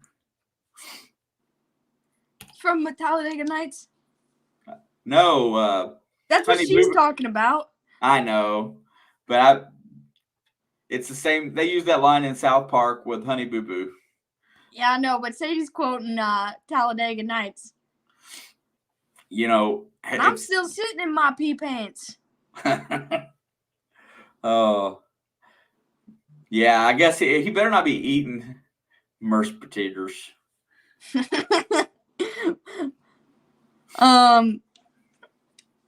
What game were we talking about, man? We've moved on to the very last game of the night last night.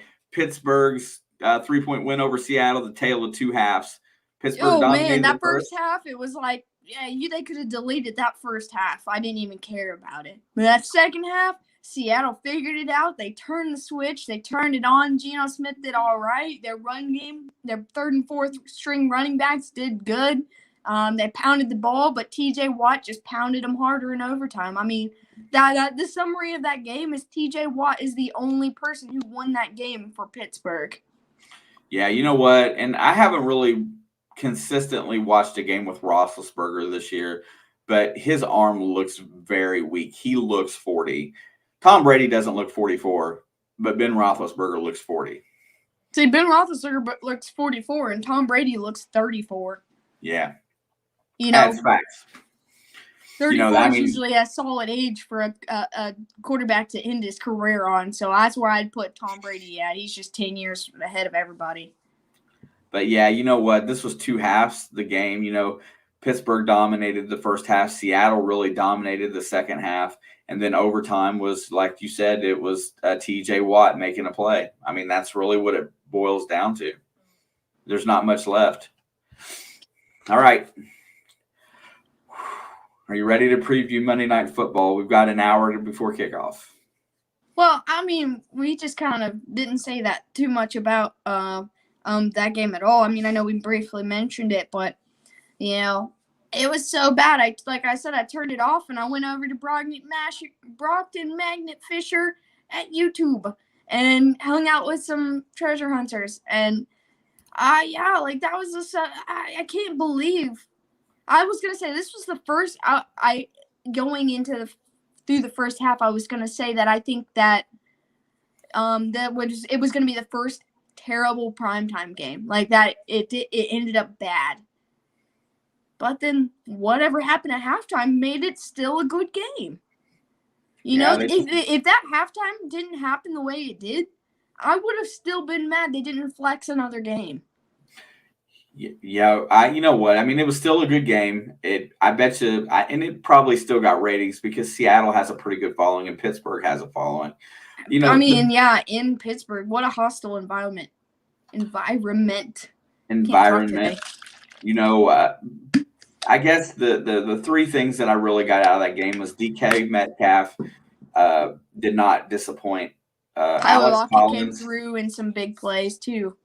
Alex Collins really played a really good game, and then a lot of role players for Seattle really helped get them into overtime. Honestly, their defense stepped up in a big way. Yes. Because, you know, they're ranked 31st or 30th overall. Like, their defense is bad. That was before mentioning losing Trey Flowers. Like, their defense was bad. And so that's exactly how I feel.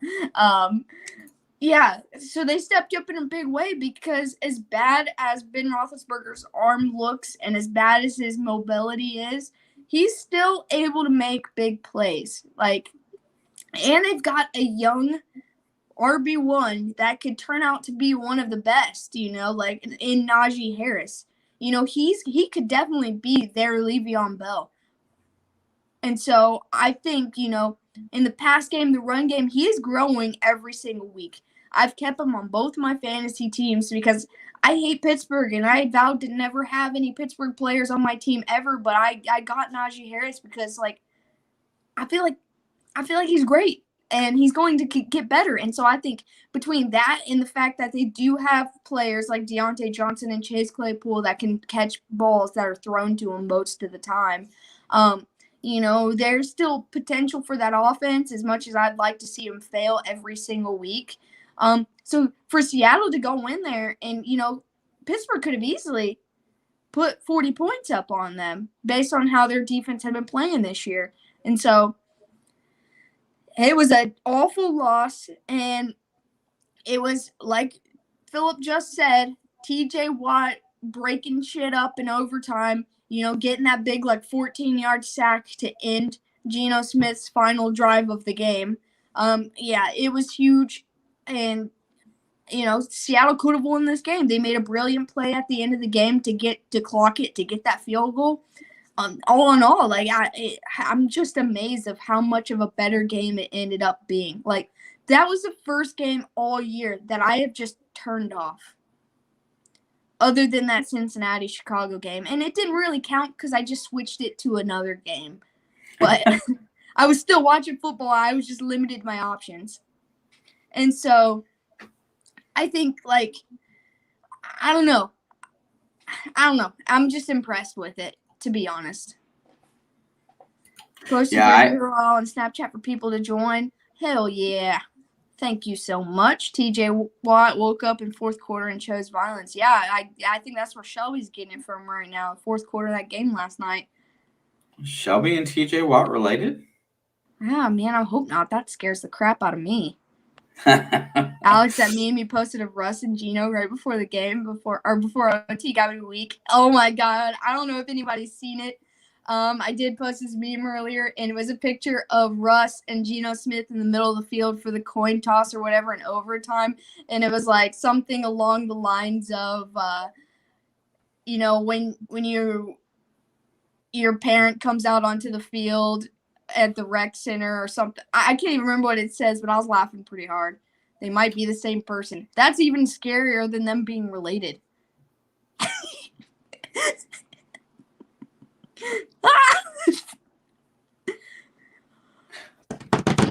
All right, I'm ready.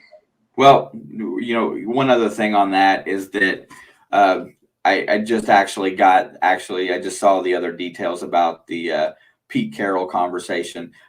It's Pete Carroll basically said on his interview this morning on 710 that he called Cam Newton, and basically he blew it off by saying, hey, also, we've contacted any free agents that are out there that we think could help us win at this point in time to get through this part of our season. So I think it sounds more like a generalized statement, but he did call him about it. And and the fact that, when Newton confirmed he got vaccinated, I think that might make the phone ring too.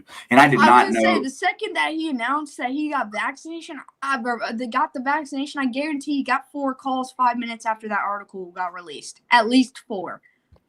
Oh, I'm sure. And the rest of that article I read about, I heard the interview on the radio, or the results of it. The article that I was reading also says, did you know that Cam Newton has a Sunday vlog on YouTube?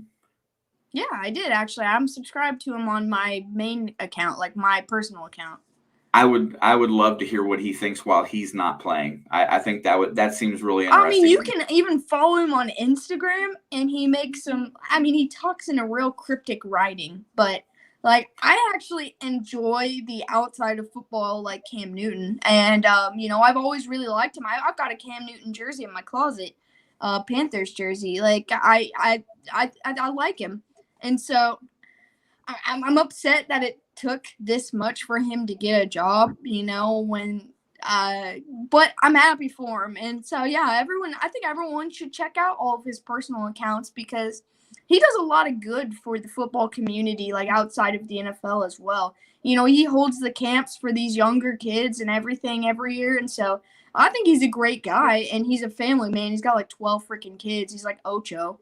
Is that why But Ocho other than tries that, to? he cooks breakfast. I watch his like personal vlog where he like cooks breakfast every morning for his kids and everything, and it's like a whole ass birthday party because there's so many of them, and he's got some cute kids too.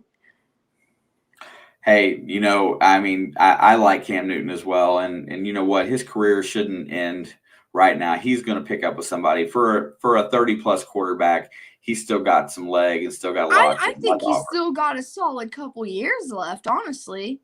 I mean, Yeah, he did have that injury, but he spent so much time off to get healthy. Yeah, I'm big on Cam Newton. I thought this was going to be his season in New England, and we both got blown away by that. So yeah, I do. I was so ready. I was prepared to buy my first Patriots jersey, and it was going to be a Cam Newton jersey. So yeah, I was ready for that. I'm ready to see him come back. I don't care what team he plays for. If he goes there and does well, I'll buy his jersey because, like, I'm a Cam Newton fan. So the only thing I can give you as an update on tonight is the point spread is 6.5 Buffalo on the road. That's a lot for a road team. Just saying. I'm taking Tennessee on the points either way. And the over-under is now 53.5. Whoa, look at this cool little tidbit from GOAT. No doubt. He was a chef at that college. That's awesome. I did not realize that Auburn was in Alabama, though. Oh, you didn't know that? No, I don't know anything about college football or colleges in general. I just wing it. You know what? The thing about it is. Oh God, this is the only way I wouldn't buy a jersey. They've already gotten millions of dollars on jersey sales from Tim Tebow this year. I'm not. I would never do that. Tonight's game. Regardless of what anybody thinks is going to happen and the outcome of it, is going to be a good game. Look. If anything, yesterday has proven that every single primetime can be good. Oh, yeah. Like, we've had some of the worst scheduled primetime games in the history of the sport this year, and they've all turned out to be good games. Like this Thursday night game with the Bucks and the Eagles, that game was never supposed to be good. That was supposed to be Tampa Bay bringing Miami to Tampa Bay and blowing them out 45-3 or whatever. That's what that game was supposed to be, and Philadelphia made it a game. They're all. You know what? There we go. That's one I can get behind. But Danny Dimes is heating up despite his injury. He's grown. He's really grown the last year. But. This is going to be a good game, whether anybody – I know Buffalo Bills fans are saying I don't want it to be a good game. They expect it to be a blowout. They expect it to cover by a lot. Look, the Bills are historically not great on Monday Night Football. 7 points is a big spread for a road team. They're in Tennessee. They just came off of a massive, massive win in Kansas City. I think Tennessee has the edge. You've already called me delusional. You don't have to again unless you want to because there's a little bit more people in here to hear you say it this time. But can they borrow? Yeah, you could have her. She's already the right color.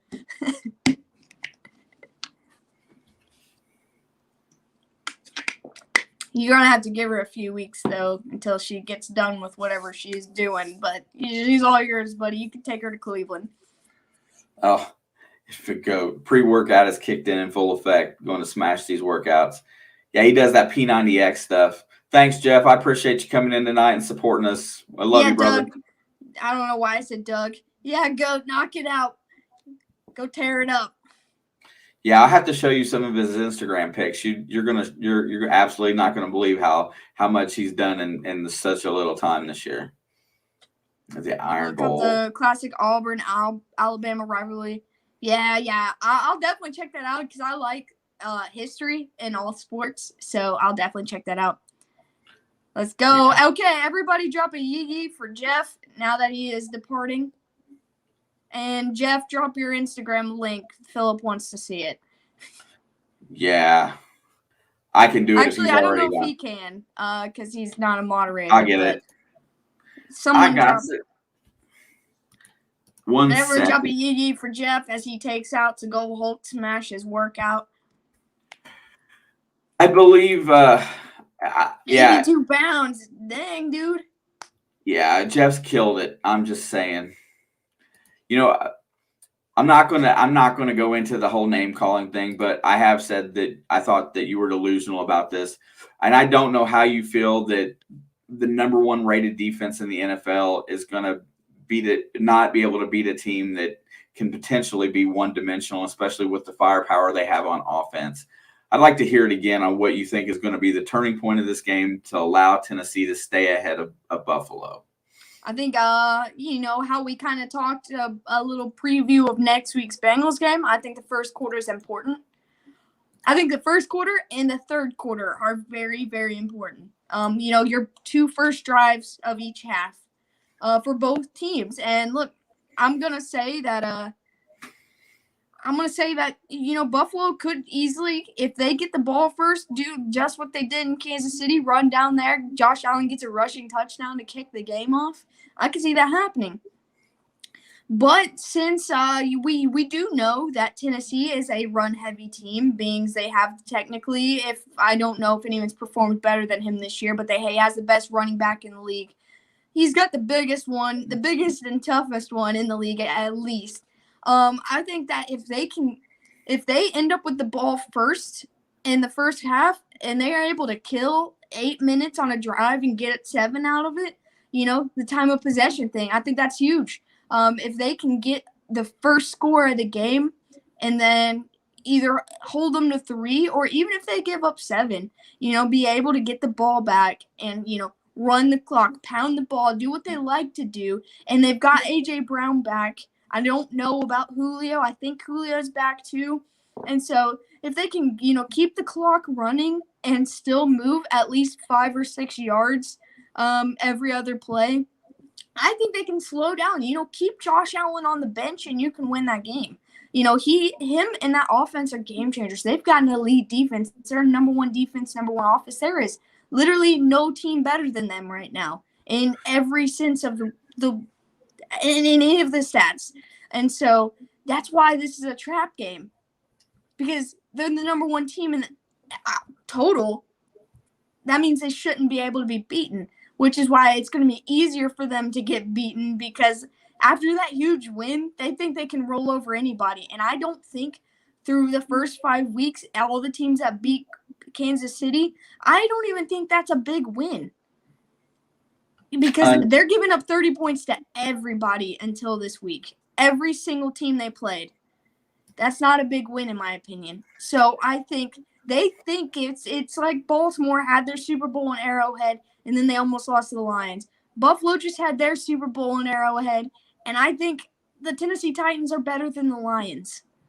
Okay, like, and the Baltimore Chiefs game was much closer than the Baltimore Bills game.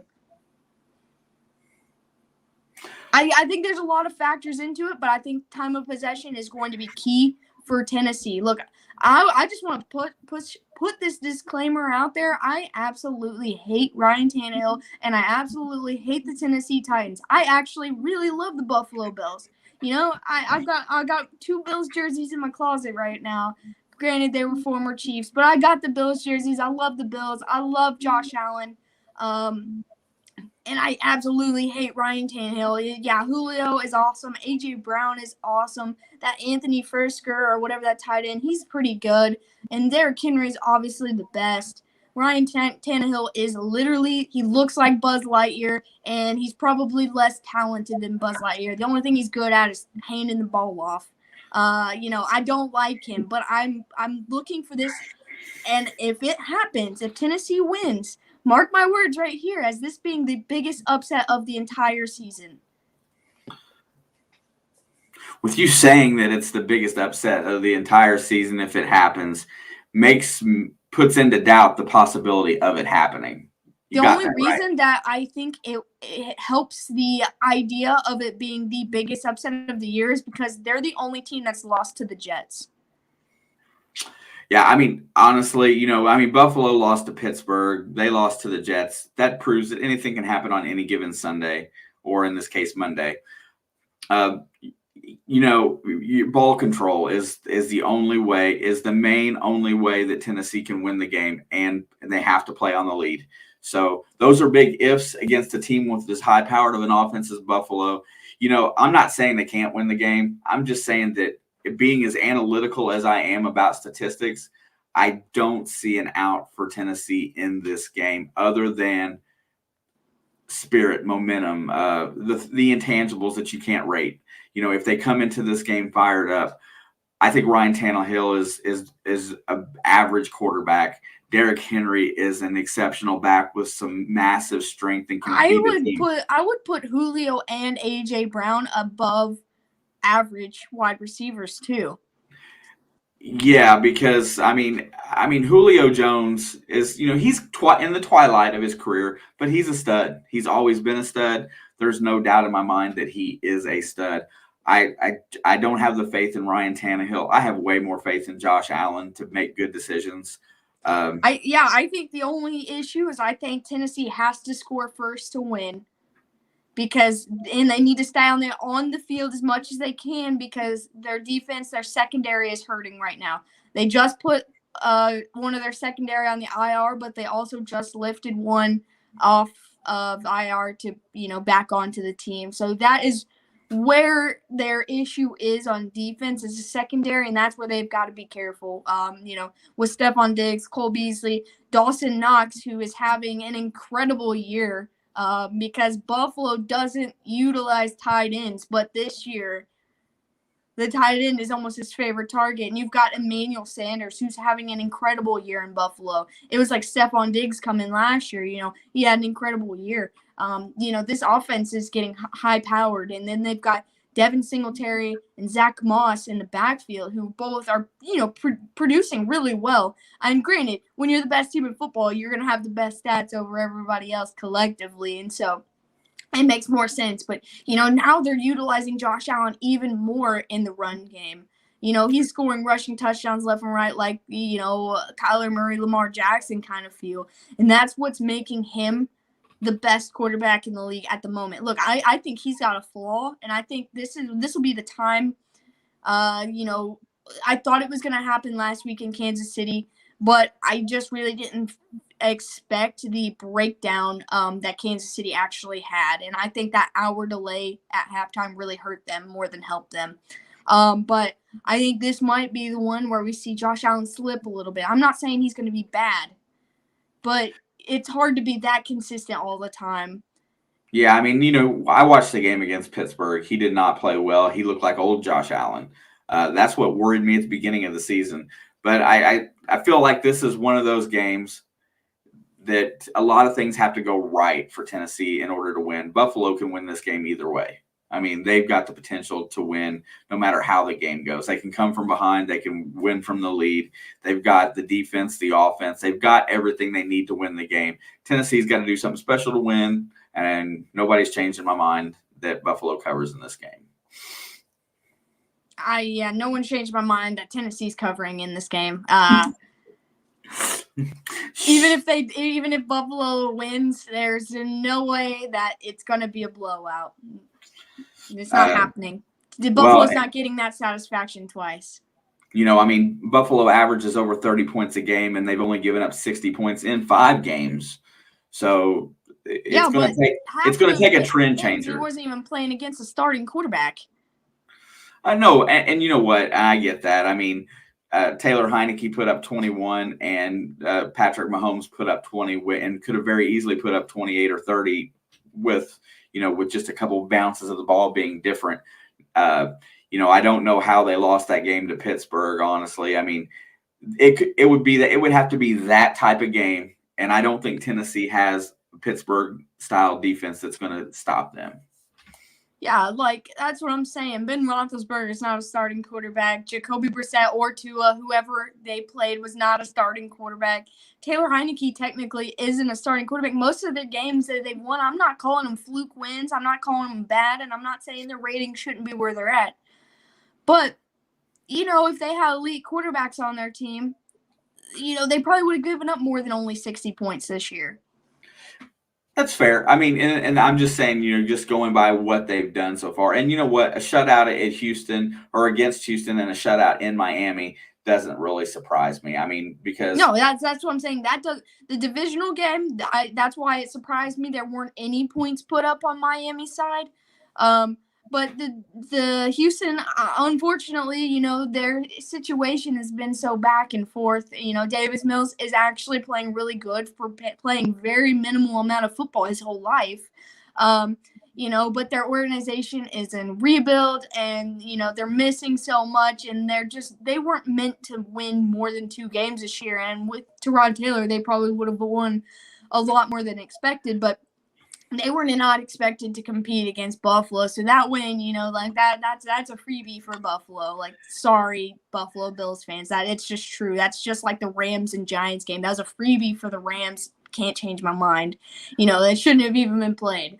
But the Dolphins won. That one was more shocking to me that it was a complete shutout.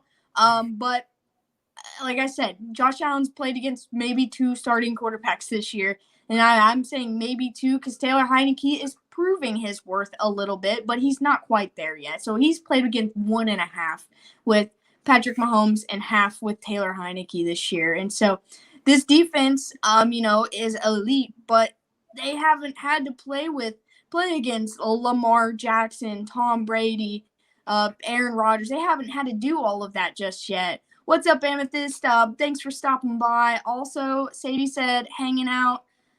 I'm heading out. Love you guys. Glad I got to watch for a bit. Thank you for hanging out with us. You got to see Shelby's finest today, and we don't get to see that every week. So you picked a good day to come on in here. Yeah, I see you Friday, Sadie. What's on Friday? She's coming over, and we're having dinner for her birthday. Thanks for the invite. You know what? I just found out yesterday that it's Friday that we're getting together. You're always invited. I'm just kidding. But like I said, I think that now, am I calling Ryan Tannehill a starting quarterback? Yeah, because he's good at handing the ball off. He's earned the amount to be called a starting quarterback. Is he in the top 10? No. But he is technically a starting quarterback. He's not a Patrick Mahomes. He's not a Tom Brady. But this will be a bigger test for their defense than what they're used to. To give Tennessee some props where they deserve props, they're really good at distributing the football. They're very even balanced, so they get that. Play action works really well with them. I noticed Tannehill does well in play action. They do put up decent amount of points per game, and he's an average quarterback in the league. That there's no change in that whatsoever, and he plays fairly well a lot of the time. What scares me against Ryan Tannehill is that if the running game is not as effective as it should be, the passing game is going to really hurt. And, Buffalo is second in the league in interceptions. They pick the ball a lot. They got great corner play. They got ball hacking corners, and their safeties they have a good sense of the ball. And I still feel that that's where it's going to really come down to. You were talking about time of possession. They're both mediocre at time of possession. They're both in the latter half of the NFL. Tennessee being 16th and Buffalo being 25th. They have basically an even split in the games. You're right. Home field advantage is worth 6 points. That is about where the spread is at. I like I said, it's really just hard for me to pick Tennessee in this game because everything tells me to the other. I love your passion for your pick. It's needed in this world. You've got a reason to stand behind it. And you know what? For all intents and purposes, it wouldn't hurt my feelings none to see Buffalo get their asses handed to them today. No, I mean it wouldn't hurt my feelings at all. As much as I like Buffalo, they're my biggest competition in this league. Baltimore and Buffalo are two teams I need to start seeing losing. Those are the only threats to me. I mean, the Chargers, yeah, and there's a couple other ones, yeah. But after seeing what Baltimore did to the Chargers, that automatically kind of wipes the Chargers for me since I was already worried about Baltimore. I like Buffalo. I like Josh Allen. I think he deserves at least one shot in his career at a Super Bowl. It might be this year. And it could definitely be this year. And so Lamar Jackson, I don't care if he ever sees the Super Bowl. I just don't care. And like I told you earlier today, I don't know where it's come from. And it was before the season even started. I have thrived off of giving hell to Baltimore Ravens fans. I don't know where it came from. Last year I did this really bad on Tennessee, and I did it with a couple other teams. But this year it's just Baltimore, Baltimore, Baltimore. Every Baltimore fan I talk to, I am just going to pound them as hard as I can. It's what I'm doing. But with that being said, I really do enjoy that football team and what Sean McDermott is doing with the Buffalo Bills. They deserve to win this game. I don't like picking against them. But when your gut tells you something, I gotta run with it. And if I'm wrong, I will accept that I was wrong. But I gave all the reasons why I could be right, and I'm still gonna stand by those as much as I don't like it. I actually hate it. I wish it was another primetime matchup with the Bills that was not the Chiefs, and it was not someone I absolutely hate like the Titans. I wish it was someone that I could defend Buffalo a little bit more. But dude, right now, Buffalo is the best team in the AFC, NFC, NFL. And I think this is going to be one of their bigger tests of the year. That's a very dominant run game. Derrick Henry can catch passes, and A.J. Brown, Julio Jones combined could be very lethal if utilized correctly. They've got a tight end. They have been working into their system to where he's getting more catches, more targets. He's getting involved. I think that this could be a situation where they're going to shock a lot of people, especially with a spread that high. That's bait for sports bettors. That is severe bait. You don't give a road team usually, a 7-point spread on the road, especially on primetime, and anything can happen in primetime. The whole world's watching. It's not just your fan bases. I don't know. I think this is going to be a big game. I think it's going to be a fun game. And either way, at the end of the day, I don't lose from this game. No. If Buffalo wins, I'm happy because I'm happy for them. If Tennessee loses, I'm also happy because I wish they would go 0-17. I literally hate Ryan Tannehill. But if Buffalo loses, that helps, teams like the Chiefs and the Bengals, guys that we support, that helps a lot, actually. If Tennessee loses, the Colts have a better chance. So I'm winning no matter what happens in this game. And I'm so happy that, we're able to have this debate because, this is the first time that we have, other than the Colts game, and I was very right about that game. But things just happened at the end. Lamar Jackson learned how to be a elite quarterback in that game. I watched him grow up, 3 years of experience in 45 minutes. Things happen. But I was right about that game. And so this game, I like it. Hey, what's up, Tim? Thanks for stopping by. I appreciate it, man. With this one is, I like that I can just be a fan. I have no heartstrings attached other than this conversation. That's why I like that we have opposite approaches. It's going to make for even a better discussion the next time we talk about this game when it's over. I agree with everything you just said there. You want to hear something that really is going to change your thought, not about this game, but look at going forward. Let's just, for all intents and purposes, say Buffalo goes ahead and wins this game today by whatever. Who cares? The next 3 weeks, Miami, Jacksonville, the Jets.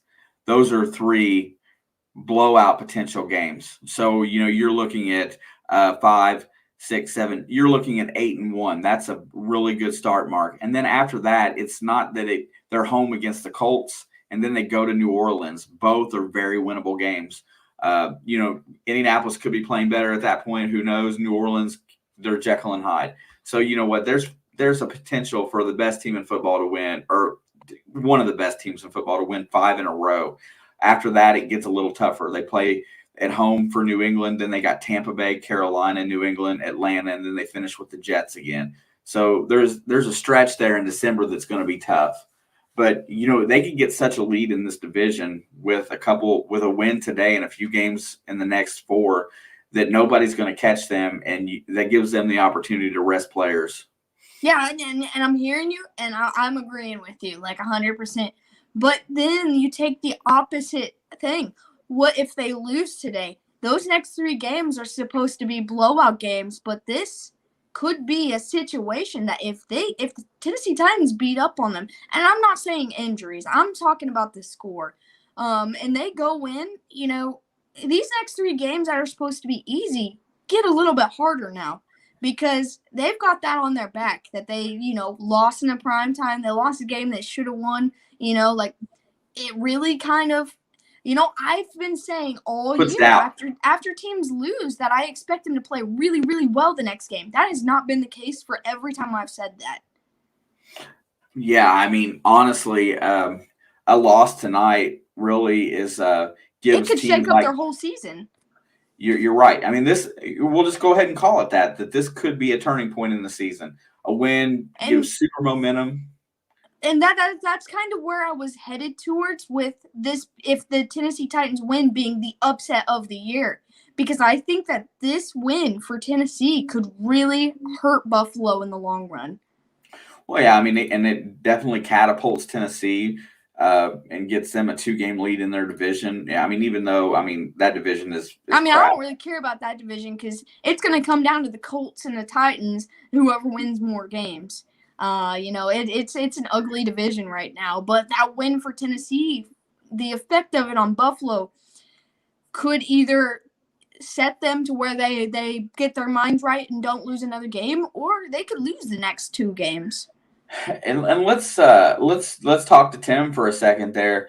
Tim, if Sean Payton can develop Jameis Winston the way that he has the potential for, that is quite possibly the most electric quarterback in the NFL. You just got to get him under control and get the game plan to where he can manage it. He's got one of the strongest arms I've ever seen. He's just made some bad decisions, and Sean Payton is such a good coach that he might get Jameis straightened out by the end of the season. I would not want to play New Orleans in the last 3 or 4 games of this year. Yeah, and you have to consider that Michael Thomas should be back very soon. If they don't trade him, obviously, because I know there was some issue at the beginning of the year. If they don't trade him, I think that was probably one of the bigger issues with the Saints this year. I don't think any of the fault is truly on Jameis, honestly. I think that he's got a practice squad of wide receivers, basically, compared to NFL-ready defense that he's playing against. And so I think that's where he's struggling is, it's not that these guys are bad, that these guys just don't have the experience and aren't as ready as, elite wide receivers. So he's basically throwing to college kids when he's going up against professional defenses. Yeah, I like Jameis. I like Jameis at Florida State. I knew he could never see. All he has to do is learn how to manage a game. Maybe he's not the smartest quarterback in the NFL. Maybe there's everything doesn't sink in as fast, and that's why where the poor decision making comes from. But I really think that he can be a game changer in this league. For the rest of the season, he's a guy that I don't know whether to bet on the Saints or bet against them. So I've stayed away from their games as far as betting goes. Yeah, I've kind of stayed away from them. I had them doing better so far than they have done.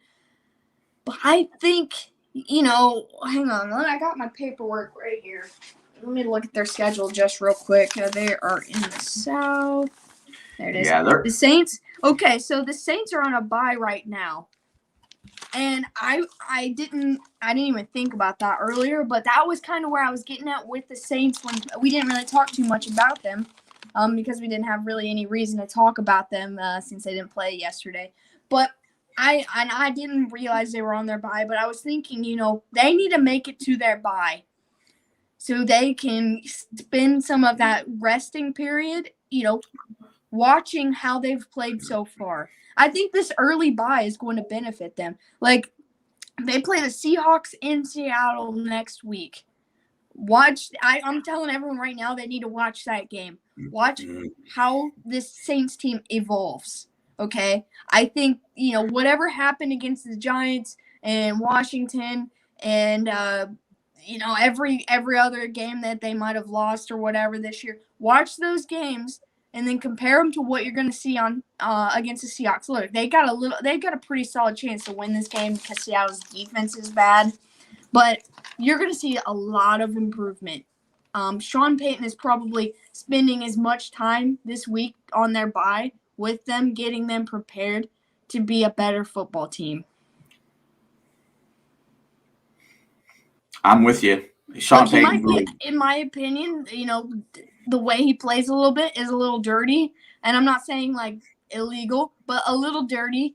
But I think he's a very exceptional coach, and Agreed. I think he knows what he has in Jameis Winston, and that's why he kept him there another year. Yeah, I mean, who knows that team better than Sean Payton, honestly? I mean, and they still talk to Drew Brees like every day.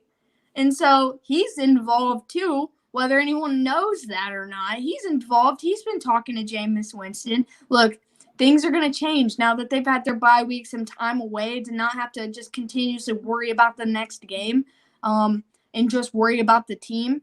I think they're going to be a really improved Saints team, and you're going to see a lot of picks in the next 2 or 3 weeks of me going the Saints' direction. Maybe. Like I said, I guess it really – how it plays out, and Yeah, they go to Seattle, and then the following week the Buccaneers come to New Orleans. Now, see, that's the game I feel like everyone's gonna need to watch.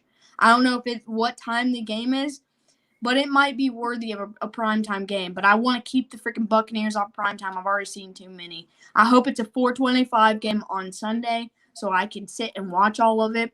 I think it's going to be a turning point. You're going to see some elite football, especially if that Bucs secondary isn't fixed. Marshawn Lattimore is ready to face Tom Brady. I bet he's been itching. He's been waiting. He's getting better all year. He's the third rated at his position this year. He's ready. Yeah, I just caught onto that. Hold on. Hang on a second. I'm going to plug my internet router back in and see if it's up because it's 8 o'clock now. Yeah, so, we got tonight's game. Alex and I completely disagree with each other on this game for the most part. So it is going to be, regardless, it'll be a lot of fun on Thursday, no matter how this game turns out, because it's going to be either eat crow. Because, see, last week's game, she was right about how most of the game went. She just didn't get the last, how it turned out. I was correct about overtime because I said if it goes into overtime. I don't think it will, but if it goes into overtime, that Baltimore would win. Yeah, and that was another game that was the tale of two halves. But Indianapolis did exactly the way they needed to win that game, and it didn't work out for them in the end. Because if the Chargers would have went down the field and scored a touchdown on their first possession, that might have been a totally different game too. I mean, that's the way that's the way momentum is. So we both kind of came out. She was right about most of that game, except for the Ravens ended up with a W on a touchdown in overtime. Today there's in the end, we really don't care about today's game too much, but we both got differentiating. I only care because the Chiefs are finally figuring it out, but they're too far behind right now. Yeah, but they're really the only team that the Chiefs really care about right now should be the Chargers, honestly. Yeah, but you remember how the Bills and Chiefs played twice last year, once in the championship, once in the regular season? So if the Buffalo had won that game in the regular season, the home field advantage would have been they would have played in Buffalo. That's where it would have been different. Yeah, and you know what? To be fair, home field advantage this year is probably going to be in Buffalo. Yeah, that's why, I want Buffalo to do well, man, but I don't want any team I like have to go to Buffalo in the playoffs. Tim, I felt bad for the Colts. Tim's asking you a question below that. Did you watch football with your dad, Alex, while growing up? I mean, I watched Cincinnati Bengals football with my dad. Peyton was the star of the NFL when I started watching football. So Peyton Manning is basically my 100% influence. I followed the Colts a lot as a kid. And then around like the 2013 when Andy Reid went to the Chiefs and Alex Smith went to the Chiefs, that's when I became a Chiefs fan because I freaking love Alex Smith so much. And he's probably the most inspiring person I've ever seen in my life as well. But I watched a lot of football growing up. I will always root for the Indy to do well as long as they're not playing for a team that I like. But, that was a Peyton Manning thing for me. It was not an Indianapolis thing for me. Joe Burrow's a stud. We're going to see Joe Burrow in the Super Bowl in the next 5 years. I hope it's this year, honestly. I mean, that's the only way I'm going to be happy about the Chiefs being so bad is if Joe Burrow's in the Super Bowl. That means deserves it. Yeah, Tim, I was just, and I know that this isn't usually normally a place for family talk, but can you tell that I raised my daughter to be opinionated, strong-willed, aggressive, and in saying what she feels and what she wants, and making sure that she's a strong person. And you look at her in this stream and how she acts and reacts in here, she's a bulldog. I couldn't be prouder of the daughter I have.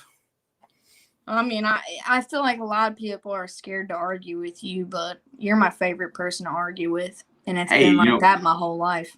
I know. That was the thing. My wife gave me so much grief when she was 15, 16, 17, because we could be having an argument and it didn't matter who was right. It had no bearing on it, but I let her push her argument, no matter what it was, to the limit. And we would fight like cats and dogs at times.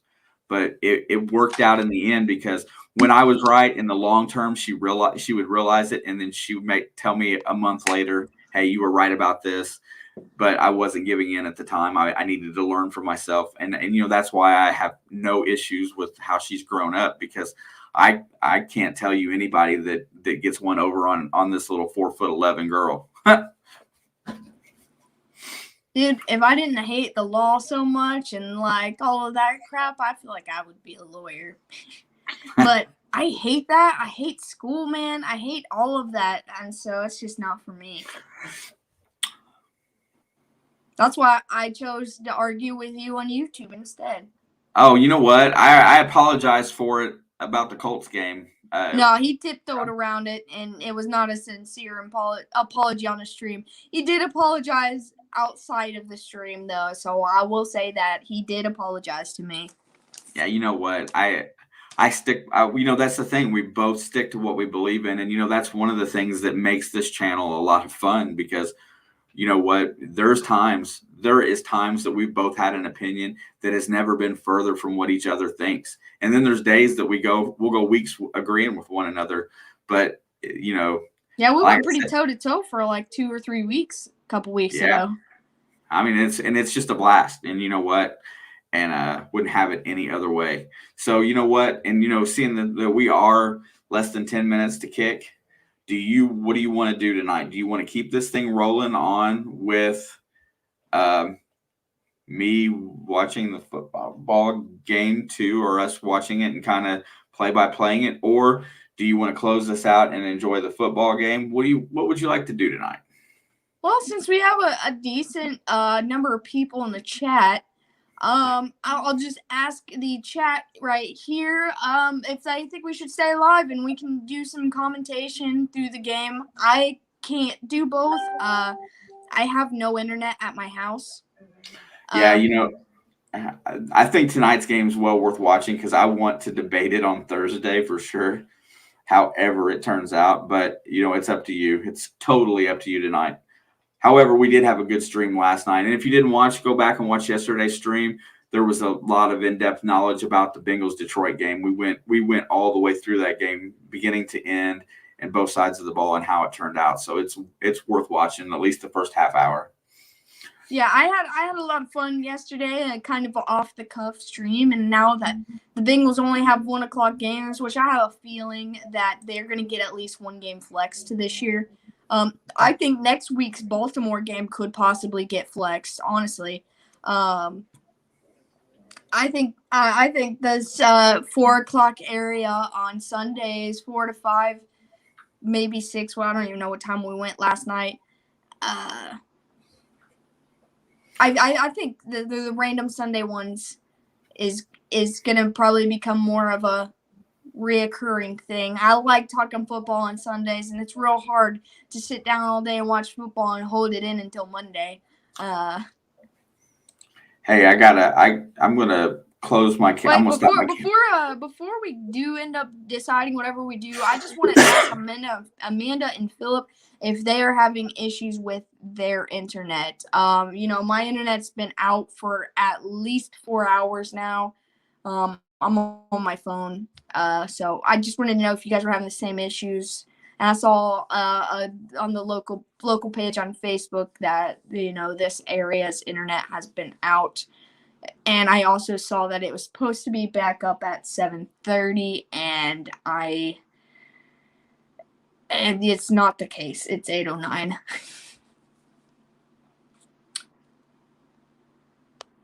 Also, Bucci Bonita, I know that you've been in here, and I had never got the chance to say hello or anything, but thank you for hanging out with us and showing some support. I know that my dad really appreciates you from Ohio River history side and everything, and so we really appreciate you over here as well. And anybody else in here, along with Tim, of course, we talked, and I talked with you yesterday as well. Thanks so much for supporting. We truly do appreciate it, especially anybody that likes to talk about football or even just listen. And, we have a really great time. And so thank you for hanging out with us. And we do this every Monday and Thursday. Yesterday we did it on a Sunday. We probably will do that a couple more times. But overall, we always go Mondays and Thursdays. After Ohio River history stream. And about the third to fourth quarter of the Thursday night football game. Mondays, we always go at 6 p.m. Up until now or through the Monday night football game. This has been our biggest debate of the year on Thursday night games, so that's probably why we're still going and live now. Tim, it was really nice to see you. Also, Brockton, thanks for letting me hang out with you last night on your stream. I had a lot of fun with you and Rob and Mark and Dawn and everybody that was in there. That was a really great time. So thanks for letting me missed it, Sean. guys. What? I said, I'm sorry I missed it, Sean. I was laying in bed trying to sleep for once. But if you are new here and have not, be sure to hit that like button, smash that like button, and if you have not yet, so hit the subscribe button and hit that little bell right next to it so you never miss when we go live. We're going to have other content besides the live channel, our live streams out. Thank you, Tim. Whenever we can. But, for now, the most consistent thing we have is our live stream. I do post some football highlights, football mic'd up moments, and as much of that kind of little thing as often as I can in the shorts format. So you're always more than welcome to check those out. I have a lot of fun with those. Shelby says Tennessee over Buffalo. Just tonight. Just tonight. I hate Tennessee, man. But yeah, thank you so much, Tim. And Shelby said I loved hanging out with Brockton last night. I had a blast. Yeah, it was a real fun time. That man streamed for 5 hours straight, and it got weird. It was a real late night. random, everything, and I appreciated that so much. I had to go get the door because I didn't realize that there was Amazon packages and mail that was sitting there because my mail didn't run on time today. But I got a promotional item that I'm probably not going to put out there for everybody, but this one's for me. Oh, very nice. Yeah, Sticker Mule. I do have a package from Jacob from Tidewater Magnet Fishers. I've got one from Jeff. Mine from Jacob showed up today too. Yeah. Did the magnet show up? Yeah, it showed up a couple days ago. My letter showed up today. And then I got one from Jeff from Brewers Prospecting, and I've got one from John Wolf. I don't know if he has a YouTube channel that he makes content with, but I've got a bunch of random stuff. I'm just letting everybody in the prospecting world know I have not opened anything from any of those guys yet. I also got one from Mr. Lodak in the gold community.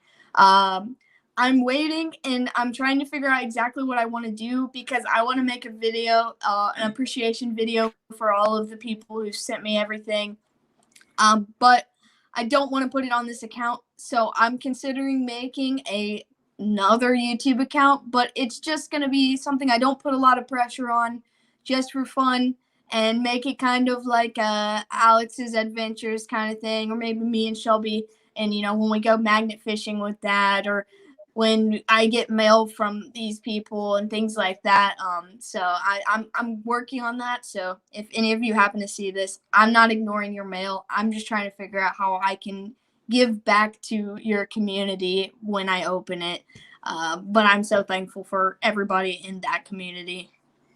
Yeah, and that's the thing is that between metal detecting, magnet fishing, and prospecting, we've started bringing this big giant family into one kind of thing, and every one of those groups hangs out in here, and then we found out that there's a lot of sports lovers there as well that we've probably wouldn't have had viewers otherwise. So we're spreading ourselves around really good, and we're promoting a lot of small YouTube channels. So also, Brockton, if you're still in here, go ahead and drop your link because I know I have you as a moderator. I'm on my phone, so I can't really see everything. But yeah, go ahead and drop your link for anybody that wants to check out Brockton Magnet Fisher. He is not doing so much magnet fishing things right now because of some ligament tears in his arm. But he is doing live streams and hanging out and talking, and if you enjoy anything like this, take away most of the football and just the casual conversation. Here it is. And, that's pretty much what you're going to get over there. He's really fun. Also, my guy, Colin, he is back. What is up, my dude? Hey, Mr. Colin. Hey, just wanted you to know Thursday night on my stream Thursday night, I got prospecting and magnet fishing, and we're going to talk about JP's birthday bash. So, I'll definitely be there for that one. Be prepared. I got a new kind of plan for my stream on Thursday, but it might be really fun the way it's going to work out. So hope you come in and see JP, give him some support when he's on. Also, that is another guy. I love JP. And if you're free on Saturdays, I've been trying to make it to many of them as I can. Saturday night, JP's bar. They have a really great time over there. These gold prospectors, they're some fun dudes. I love JP's bar. I'm usually so spent Saturday evening that I always fall asleep beforehand, or I'm trying to get to bed for work on Sunday. Yeah, I hear you. It's very hard transitioning from a late night JP's bar to an early AM FL Thunder Digging with Rob on Sunday. It's awesome, Colin. I can't wait to hear about it. But everybody collectively said they thought we should just enjoy the game today. So I have no internet, so I have to stream on my phone. It just started. The line moved from 6.5 to 6. Oh, I had it at 5. The over under is 53.5. It changed a little. All right, guys. Well, we will see everybody Sunday. One of us thanks for may be stopping bloody. by, even though it's only for a minute or so before we head it out of here. But, you know, every day that your name comes up on my channel makes my day that much better. And you too, Brockton. I love you guys. You are some of my favorite in the community. Don't tell the rest of them, and don't tell Rob, because I love Rob too. I love all you guys, and every time you come in here, it makes my day as well. So thank you for that. And we'll be back on Thursday, following right after Ohio River history. So hopefully we can hang out with all of you guys there too. Yeah, this is the only place I'm going to say it ever again, Sean. But as I end this broadcast here in about 3 seconds, I'm going to end it with the terminology: Brockton sucks. Brockton sucks.